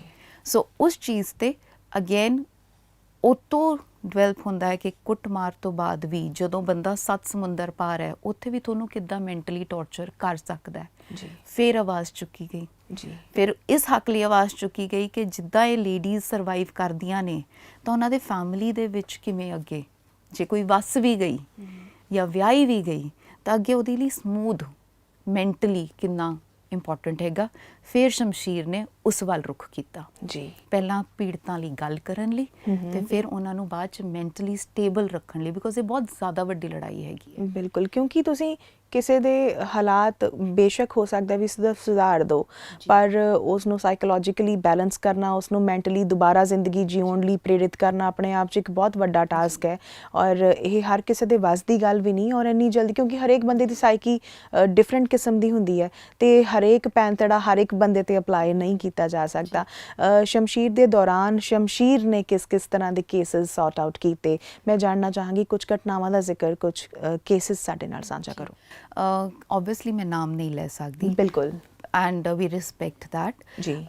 ਸਾਡੇ ਕੋਲ, ਮੇਰੇ ਕੋਲ ਪਰਸਨਲੀ ਜੋ ਕੇਸਿਸ ਆਉਂਦੇ ਸੀਗੇ ਉਹ ਇੱਦਾਂ ਦੇ ਹੁੰਦੇ ਸੀਗੇ ਕਿ ਕੁੜੀ ਵਿਆਹ ਕੇ ਅਸੀਂ ਭੇਜਤੀ ਹੈ ਜੀ, ਉੱਥੇ ਮੁੰਡਾ ਤੰਗ ਕਰ ਰਿਹਾ, ਸਾਨੂੰ ਆਉਣ ਨਹੀਂ ਦੇ ਰਹੇ, ਮਿਲਣ ਨਹੀਂ ਦੇ ਰਹੇ ਹੈ, 7 ਸਮੁੰਦਰ ਪਾਰ ਚਲੀ ਗਈ ਹੈ। ਤਾਂ ਅਸੀਂ ਉੱਥੋਂ ਦੀ ਜਿਹੜੀ, ਜਿਵੇਂ ਕੈਨੇਡਾ ਦੇ ਮੈਕਸਿਮਮ ਸਾਡੇ ਕੋਲ ਇੱਦਾਂ ਦੇ ਕੇਸਿਸ ਆਉਂਦੇ ਸੀਗੇ ਕਿ ਜੀ ਅਸੀਂ ਉਹ ਜੋ ਦੌਰ ਚੱਲਿਆ ਹੋਇਆ ਹੈ ਜੀ, ਇੱਕ ਕੁੜੀ ਕੈਨੇਡਾ ਚਲੀ ਗਈ ਤਾਂ ਸਾਰਾ ਟੱਬਰ ਆ ਜਾਏਗਾ, ਬਟ ਉੱਥੇ ਜਾ ਕੇ ਉਹ ਕਿਸ ਸਟੇਟਸ 'ਚ ਰਹਿ ਰਹੀ ਹੈਗੀ ਹੈ, ਕਿਸ ਉਹਨੂੰ ਕੰਡੀਸ਼ਨ 'ਚ ਰੱਖਿਆ ਜਾ ਰਿਹਾ ਹੈ, ਪੇਰੈਂਟਸ ਨੂੰ ਨਹੀਂ ਪਤਾ ਲੱਗਦਾ। ਸੋ ਉੱਥੇ ਆਈ ਬਿਕੇਮ ਅ ਬ੍ਰਿਜ ਜੀ ਕਿ ਕੈਨੇਡਾ ਦੇ ਵਿੱਚ ਕਿਸੇ ਵੀ ਤਰ੍ਹਾਂ ਤੋਂ ਉਸ ਏਰੀਆ ਨੂੰ ਰੈਕਗਨਾਈਜ਼ ਕਰਕੇ ਉਸ ਕੁੜੀ ਨਾਲ ਬਹਾਨੇ ਸਿਰ ਗੱਲ ਕਰਕੇ, ਬੇਸ਼ੱਕ ਉਹ ਗਰੋਸਰੀ ਸਟੋਰ ਗਈ ਹੈ ਜਾਂ ਕਿਤੇ ਬਾਹਰ ਪਾਣੀ ਦੇ ਰਹੀ ਹੈ, ਉਹਨੂੰ ਮਿਲ ਕੇ ਪੇਰੈਂਟਸ ਤੱਕ ਮੈਸੇਜ ਪਹੁੰਚਾ ਕੇ ਔਰ ਪੁੱਛ ਕੇ ਫਿਰ ਉਹ ਲਿੰਕ। ਸੋ ਇੱਕ ਤਰ੍ਹਾਂ ਦਾ ਤਾਂ ਇਹ ਸੀਗਾ। ਫਿਰ ਸਾਡੇ ਕੋਲ ਜੀ ਬੱਚਿਆਂ ਦੇ, ਮੇਰੇ ਕੋਲ specially because I have been a teacher, ਕੋਈ ਪਾਰਟੀਕੂਲਰ ਕੇਸ ਆਪਾਂ ਕੋਈ ਘਟਨਾ ਡਿਸਕਸ ਕਰੀਏ। ਪਰਟੀਕੁਲਰ ਕੇਸ ਜੀ ਦੈਨ ਜਰਮਨੀ ਦਾ ਹੈਗਾ ਜੀ ਇੱਥੋਂ ਦੇ ਡਿਸਟ੍ਰਿਕਟ ਜੱਜ ਸੀਗੀ ਲੇਡੀ ਜੀ ਐਂਡ ਉਹਨਾਂ ਦੇ ਬੇਬੀ ਨਹੀਂ ਹੋ ਰਿਹਾ ਸੀਗਾ। ਤਾਂ ਹਸਬੈਂਡ ਨੇ ਵਾਈਫ ਨੂੰ ਬਲੇਮ ਕਰਨਾ ਸ਼ੁਰੂ ਕਰਤਾ ਕਿ ਤੇਰੇ ਕਰਕੇ ਨਹੀਂ ਹੋ ਰਿਹਾ, ਬੀਇੰਗ ਅ ਜੱਜ ਪੋਜੀਸ਼ਨ, ਬਿਕੋਜ਼ ਹੁੰਦਾ ਹੈ ਕਿ ਫੈਮਿਲੀ 'ਚ ਜੇ ਡਿਸਟਰਬੈਂਸ ਆ ਜਾਂਦੀ ਉਹ ਤੁਹਾਡੀ ਜੌਬ ਤੇ ਵੀ ਅਸਰ ਕਰਦੀ ਹੈ। ਬਿਲਕੁਲ। ਉਹਨਾਂ ਨੇ ਬੜੀ ਡਿਗਨਿਟੀ ਨਾਲ ਉਸ ਬੰਦੇ ਦਾ ਸਾਥ ਛੱਡਿਆ ਜੀ ਔਰ ਆਪਣਾ ਇੱਕ ਵਿਕੇਸ਼ਨ ਤੇ ਚਲੇ ਗਏ। ਜਦੋਂ ਜਰਮਨੀ ਪਹੁੰਚੇ ਉੱਥੇ ਉਹਨਾਂ ਨੂੰ ਕੋਈ ਹਮਸਫਰ ਮਿਲ ਗਿਆ। ਜੀ ਹਮਸਫਰ ਦੇ ਮਿਲੇ ਤੇ ਉਹਨਾਂ ਨੇ ਉੱਥੇ ਉਹਨਾਂ ਨਾਲ ਵਿਆਹ ਕਰਾਇਆ। ਵਿਆਹ ਕਰਾ ਕੇ, ਕਿਉਂਕਿ PR ਤਾਂ ਸੀ ਨਹੀਂ, ਟੂਰਿਸਟ ਤੇ ਗਏ ਹੋਏ ਸੀਗੇ, ਉਹ ਕਹਿੰਦੇ ਕੋਈ ਗੱਲ ਨਹੀਂ, ਅਸੀਂ ਇੱਥੇ ਤੁਹਾਨੂੰ ਇੱਕ ਸਟੱਡੀ ਕਰਵਾਉਣੀ ਸ਼ੁਰੂ ਕਰ ਦਿੰਦੇ ਹਾਂ, ਰੈਜ਼ੀਡੈਂਸੀ ਦੇ ਲਈ ਕਰਦੇ ਹਾਂ। ਡਿਊਰਿੰਗ ਦੈਟ ਉਹ ਪ੍ਰੈਗਨੈਂਟ ਹੋ ਗਏ। ਹੁਣ ਉਸ ਬੰਦੇ ਦਾ ਵੀ ਡਿਵੋਰਸ ਇਸੇ ਕਰਕੇ ਹੋਇਆ ਸੀਗਾ ਕਿ ਉਹਨਾਂ ਦੀ ਫਰਸਟ ਵਾਈਫ ਤੇ ਬੇਬੀ ਨਹੀਂ ਸੀਗਾ। ਜੀ ਸੋ ਉਹਨਾਂ ਨੇ ਕੀ ਕੀਤਾ, ਜਦੋਂ ਬੇਬੀ ਹੋ ਗਿਆ, ਕਿਉਂਕਿ ਮਦਰ ਸੀਗੇ ਉਹ ਹਲੇ ਜਰਮਨ ਸਿਟੀਜ਼ਨ ਨਹੀਂ ਸੀਗੇ, ਤਾਂ ਬੱਚੇ ਨੂੰ ਆਪਣੇ ਕੋਲ ਰੱਖ ਕੇ ਲੇਡੀ ਨੂੰ ਆਊਟ ਕਰਤਾ। ਜਾਂ ਜੇ ਉਹਨਾਂ ਨੂੰ ਕਿਹਾ ਕਿ ਤੁਸੀਂ ਰਹਿਣਾ ਹੈਗਾ ਤਾਂ ਤੁਸੀਂ ਇਹਦੀ ਨੈਨੀ ਬਣ ਕੇ ਰਹੋਗੇ, ਸਾਡਾ ਰੈਸਟੋਰੈਂਟ ਹੈਗਾ ਐਂਡ ਮੋਟੇਲ ਹੈ, ਤੁਸੀਂ ਉਹਦੀ ਕਲੀਨਿੰਗ ਕਰੋਗੇ। ਜੀ ਸੋ ਇੱਕ ਪੜ੍ਹੇ ਲਿਖੇ ਜੱਜ ਦੇ ਅਹੁਦੇ ਤੇ ਆਈ ਲੇਡੀ ਜਦੋਂ ਕਿਤੇ ਦੂਰ ਜਾਂਦੀ ਆ ਔਰ ਉਸ ਤੇ ਇਹ ਸਾਰਾ ਕੁਝ ਹੁੰਦਾ ਹੈ, ਤਾਂ ਉਹਨਾਂ ਦੀ ਮੈਂਟਲ ਸਟੇਟ ਠੀਕ ਨਹੀਂ ਸੀਗੀ। ਬਿਕੋਜ਼ ਇਹ ਹੁੰਦਾ ਕਿ ਮੈਂ ਇੰਨਾ ਕੁਝ ਪੜ੍ਹਿਆ ਹੋਇਆ, ਮੈਨੂੰ ਇੰਨਾ ਕੁਝ ਪਤਾ ਹੈ, ਤੇ ਮੇਰੇ ਨਾਲ ਦੂਜੀ ਵਾਰ ਜਦੋਂ ਉਹਨਾਂ ਨੇ ਆਪਣੀ ਲਾਈਫ ਨੂੰ ਦੂਜੀ ਵਾਰ ਚਾਂਸ ਦਿੱਤਾ, ਸੋ ਉਸ ਟਾਈਮ ਤੇ ਮੈਕਸਿਮਮ ਇਹ ਹੁੰਦਾ ਕਿ ਵੀ ਹੈਵ ਸੁਸਾਈਡਲ ਕੇਸਿਸ, ਕਿ ਜ਼ਿੰਦਗੀ ਉਰੇ ਖਤਮ ਹੈਗੀ ਹੈ। ਤਾਂ ਉਹਨਾਂ ਦੇ ਰਾਈਟਸ ਨੂੰ ਸਮਝਾਉਣ ਤੋਂ ਪਹਿਲਾਂ ਅਸੀਂ ਉਹਨਾਂ ਨੂੰ ਇੱਕ ਜਿਉਣ ਦੀ ਹਿੰਮਤ ਦਿੰਦੇ ਹਾਂ। But my question is how she came to you. ਉਹਨਾਂ ਦੇ ਇੱਕ ਫੈਮਿਲੀ ਫਰੈਂਡ ਉਰੇ ਰਹਿੰਦੇ ਸੀ ਜੋ ਮੰਮਾ ਦੇ ਬਹੁਤ ਅੱਛੇ ਦੋਸਤ ਸੀਗੇ। ਜੀ ਤੇ ਉਹਨਾਂ ਨੇ ਫਿਰ ਅਪਰੋਚ ਕੀਤੀ, ਮੰਮਾ ਨੂੰ ਸਮਝਾਇਆ ਕਿ ਜਿਵੇਂ ਹੁੰਦਾ ਨਾ ਕਿ ਮੇਰੀ ਭਤੀਜੀ ਦਾ ਇਹ ਕੇਸ ਚੱਲ ਰਿਹਾ, ਮੈਨੂੰ ਸਮਝ ਨਹੀਂ ਆ ਰਹੀ ਹੈ, ਮੈਂ ਕੀ ਕਰਾਂ। ਉਹਨਾਂ ਨੇ ਦੀਦ ਨਾਲ ਗੱਲ ਕੀਤੀ, ਦੀਦ ਨੇ ਮੈਨੂੰ ਪੁੱਛਿਆ ਕਿ ਤੇਰੇ ਜਰਮਨ 'ਚ ਕੁਛ ਹੈਗੇ ਨੇ, ਸੋ ਉਧਰੋਂ ਲਿੰਕ ਆਊਟ ਕੱਢ ਕੇ ਫਿਰ ਅਸੀਂ ਉਹਨਾਂ ਨਾਲ ਗੱਲ ਕੀਤੀ। ਬੈਰੀਅਰ ਉਹਨਾਂ ਦਾ ਕੀ ਸੀਗਾ ਕਿ ਜਰਮਨ ਲੈਂਗੁਏਜ ਨਹੀਂ ਆਉਂਦੀ, ਇੰਗਲਿਸ਼ 'ਚ ਰੂਲ ਸਮਝ ਨਹੀਂ ਆ ਰਹੇ ਹੈ, ਤਾਂ ਜੇ ਲੜਨਾ ਵੀ ਚਾਹਣ ਤਾਂ ਕਿੱਦਾਂ ਲੜਨ। ਫਿਰ ਉੱਥੇ ਅਗੇਨ ਵੀ ਸ਼ਾਊਟ ਆਊਟ, ਅਸੀਂ ਆ ਸ਼ਾਊਟ ਆਊਟ ਭੇਜਿਆ ਕਿ ਜੀ ਕੋਈ ਵੀ ਬੰਦਾ ਜਿਹੜਾ ਜਰਮਨੀ ਦੇ ਵਿੱਚ ਇਸ ਟਾਈਮ ਸਾਨੂੰ ਸਪੋਰਟ ਕਰ ਸਕਦਾ ਹੈਗਾ ਤਾਂ ਸਾਨੂੰ ਆ ਕੇ ਮਿਲੋ। ਜੀ ਐਂਡ ਦੈਨ ਵੀ ਹੈਵ ਬਿਨ ਲੱਕੀ ਇਨਫ ਕਿ ਸਾਡੇ ਹਮੇਸ਼ਾ ਹਰ ਕੰਟਰੀ ਦੇ ਵਿੱਚ ਜਿੱਥੇ ਪ੍ਰੋਬਲਮ ਆਉਂਦੀ ਹੈ ਵੋਲੰਟੀਅਰਸ ਆ ਜਾਂਦੇ ਨੇ। ਜੀ ਦੋਸਤੋ, ਪ੍ਰੋਗਰਾਮ ਦੇ ਚੱਲਦੇ ਹਾਂ ਤੁਹਾਡੇ ਨਾਲ ਇਹ ਵੀ ਇੱਕ ਜਾਣਕਾਰੀ ਸਾਂਝਾ ਕਰ ਲੈਂਦੇ ਹਾਂ ਕਿ ਸ਼ਮਸ਼ੀਰ ਹੋਰੀ ਖਾਸ ਕਰ ਉਹਨਾਂ ਫੀਮੇਲਸ ਦੇ ਲਈ ਕੰਮ ਕਰਦੇ ਆ ਜਿਹੜੇ ਫੋਰਨ ਲੈਂਡਸ ਉੱਤੇ ਰਹਿ ਰਹੀਆਂ ਨੇ ਔਰ ਉਹਨਾਂ ਦੇ ਹਕੂਕ ਕੀ ਨੇ ਜੇਕਰ ਉਹਨਾਂ ਨਾਲ ਕਿਸੇ ਵੀ ਕਿਸਮ ਦੀ ਜ਼ਿਆਦਤੀ ਹੁੰਦੀ ਹੈ, ਔਰ ਜੇਕਰ ਤੁਸੀਂ ਇਸ ਕਿਸਮ ਦੀ ਜ਼ਿਆਦਤੀ ਦੇ ਸ਼ਿਕਾਰ ਹੋ ਜਾਂ ਕਿਸੇ ਇਸ ਕਿਸਮ ਦੀ ਫੀਮੇਲ ਨੂੰ ਜਾਣਦੇ ਹੋ ਤੇ ਸ਼ਮਸ਼ੀਰ ਹੋਰਾਂ ਨਾਲ ਕੰਟੈਕਟ ਜ਼ਰੂਰ ਕਰ ਸਕਦੇ ਹੋ। ਇੱਕ ਹੋਰ ਗੱਲ ਵੀ ਇਹ ਹੈ ਕਿ ਅਸੀਂ ਨਾ ਆਮ ਕਰਕੇ ਪੰਜਾਬੀ ਸਮਾਜ ਦੀ ਗੱਲ ਕਰੀਏ ਤੇ ਹੁਣ ਕਿਤੇ ਕਿਤੇ ਸੁਣਨ ਵਿੱਚ ਆਉਂਦਾ ਵੀ ਤੁਸੀਂ ਧੀਆਂ ਨੂੰ ਵਿਚਾਰੀਆਂ ਨਾ ਕਹੋ, ਤੁਸੀਂ ਹੁਣ ਔਰਤਾਂ ਦੇ, ਹੁਣ ਔਰਤ ਵਿਚਾਰੀ ਨਹੀਂ ਰਹੀ, ਔਰਤ ਆਪਣੇ ਹੱਕਾਂ ਵਾਸਤੇ, ਔਰਤ ਆਪਣੇ ਰਾਈਟਸ ਵਾਸਤੇ ਉਹਨੂੰ ਬਿਹਤਰ ਤਰੀਕੇ ਨਾਲ ਪਤਾ ਹੈ। ਪਰ ਕੀ ਇਹ ਕਥਨ ਸਹੀ ਹੋਏਗਾ? ਕਿਉਂਕਿ ਜੇ ਅਸੀਂ ਬਿਗਨਿੰਗ ਤੋਂ ਸਕੂਲਸ ਵੱਲ ਹੀ ਦੇਖ ਲਈਏ ਔਰ ਤੁਹਾਡੀ ਉਹ ਘਟਨਾ ਜਿਹੜੀ ਆਪਾਂ ਹਾਲ ਹੀ ਡਿਸਕਸ ਕਰ ਰਹੇ ਸੀ ਵੀ ਉਹ ਜਿਸ ਛੋਟੀ ਬੱਚੀ ਨਾਲ ਰੇਪ ਹੋਇਆ ਸੀ 26 ਜਨਵਰੀ ਨੂੰ, ਤਾਂ ਕੀ ਸਕੂਲਸ ਇਸ ਕਿਸਮ ਦੀ ਜ਼ਿੰਮੇਵਾਰੀਆਂ ਨਿਭਾ ਰਹੇ ਨੇ? ਜਿਹੜੀਆਂ ਬੱਚੀਆਂ ਇਮੈਚਿਓਰ ਨੇ, ਉਹਨਾਂ ਦਾ ਲੈਵਲ ਇੰਨਾ ਡਿਵੈਲਪ ਹਲੇ ਨਹੀਂ ਹੋਇਆ, ਸੋ ਉਹਨਾਂ ਵਾਸਤੇ ਸਾਨੂੰ ਕੀ ਕੁਝ ਕਰਨਾ ਚਾਹੀਦਾ? ਫਿਰ ਆਪਾਂ ਵਿਚਾਰੀਆਂ ਨਾ ਕਹੀਏ ਤੇ ਕੀ ਕਹੀਏ? ਇੱਥੇ I would like to correct you here, ਅਸੀਂ ਜਿਹੜੀ ਕੰਮ ਕਰਦੇ ਹਾਂ ਉਹ females as in mature when they have grown up, ਲੇਕਿਨ ਅਸੀਂ ਬੱਚਿਆਂ ਨਾਲ ਕੰਮ ਕਰਦੇ ਹਾਂ ਇਰਰਿਸਪੈਕਟਿਵ ਆਫ देयर ਜੈਂਡਰ। ਜੀ ਜਿੰਨਾ ਇੱਕ ਬੇਟੀ ਨੂੰ ਸਮਝਾਉਣ ਦੀ ਲੋੜ ਹੈ ਉਨੀ ਹੀ ਇੱਕ ਬੇਟੇ ਨੂੰ ਸਮਝਾਉਣ ਦੀ ਲੋੜ ਹੈਗੀ ਹੈ। ਬਿਕੋਜ਼ ਸ਼ਮਸ਼ੀਰ ਦੇ ਅੰਡਰ ਸਾਡੇ ਕੋਲ ਇਹ ਵੀ ਕੇਸਿਸ ਆਏ where male child has come forward and said ਕਿ I have bean ਸੈਕਸ਼ੁਅਲੀ ਅਸੌਲਟਡ, I have ਬੀਨ ਹਰਾਸਡ। ਇਹ ਕੇਸ ਸਾਡਾ ਜੀ UK ਦੇ ਵਿੱਚ ਹੋਇਆ ਹੈਗਾ, ਕੈਨੇਡਾ ਦੇ ਵਿੱਚ ਹੋਇਆ, ਈਵਨ ਕਿ ਇੰਡੀਆ ਦੇ ਹੋਸਟਲਸ ਦੇ ਵਿੱਚ ਹੋਇਆ, ਜਿਹੜੇ ਸਕੂਲ ਦੇ ਵਿੱਚ ਹੋਸਟਲ ਜਾਂਦੇ ਨੇ, ਔਰ ਉਹਨੂੰ ਨਾਮ ਦੇ ਦਿੱਤਾ ਗਿਆ ਸੀ ਬੁਲਿੰਗ। ਜੋ ਕਿ ਕਹਿੰਦੇ ਕਿ ਜੀ ਸੀਨੀਅਰਸ ਨੇ ਜੂਨੀਅਰਸ ਦੇ ਨਾਲ ਬੁਲੀ ਕੀਤਾ ਜੀ ਇਹ ਕੇਸ ਕੀ ਸੀ ਮੈਂ ਜਾਨਣਾ ਚਾਹਾਂਗੀ। ਜੀ ਇੱਥੇ ਬੋਰਡਿੰਗ ਸਕੂਲ ਦਾ ਕੇਸ ਸੀਗਾ। ਬੱਚਾ ਜਾਂਦਾ ਨਵਾਂ ਬੋਰਡਿੰਗ 'ਚ ਪਿਆ ਸੀਗਾ, ਉਹਦੇ ਵਿੱਚ ਉਹਨੂੰ ਥੋੜੀ ਜਿਹੀ ਤਕਲੀਫਾਂ ਆਈਆਂ ਬਿਕੋਜ਼ ਇੱਥੋਂ ਪੈਂਪਰਡ ਹੋ ਕੇ ਗਏ ਹੁੰਦੇ ਆ ਬੱਚੇ। ਜੀ ਬਿਲਕੁਲ ਠੀਕ ਹੈ, ਪੇਰੈਂਟਸ ਨੂੰ ਲੱਗਦਾ ਕਿ ਹੁਣ ਹਾਇਰ ਸਟੱਡੀਜ਼ ਲਈ ਬੈਟਰ ਫਿਊਚਰ ਲਈ ਬੱਚੇ ਨੂੰ ਪਾ ਦਿੱਤਾ ਜਾਵੇ, ਸੰਭਲ ਗਿਆ 6ਵੀਂ 7ਵੀਂ ਦੇ ਕਲਾਸ ਦਾ ਬੱਚਾ ਹੈਗਾ, ਲੇਕਿਨ ਉੱਥੇ 11ਵੀਂ 12ਵੀਂ ਦੇ ਵੀ ਬੋਰਡਰਸ ਹੁੰਦੇ ਨੇ।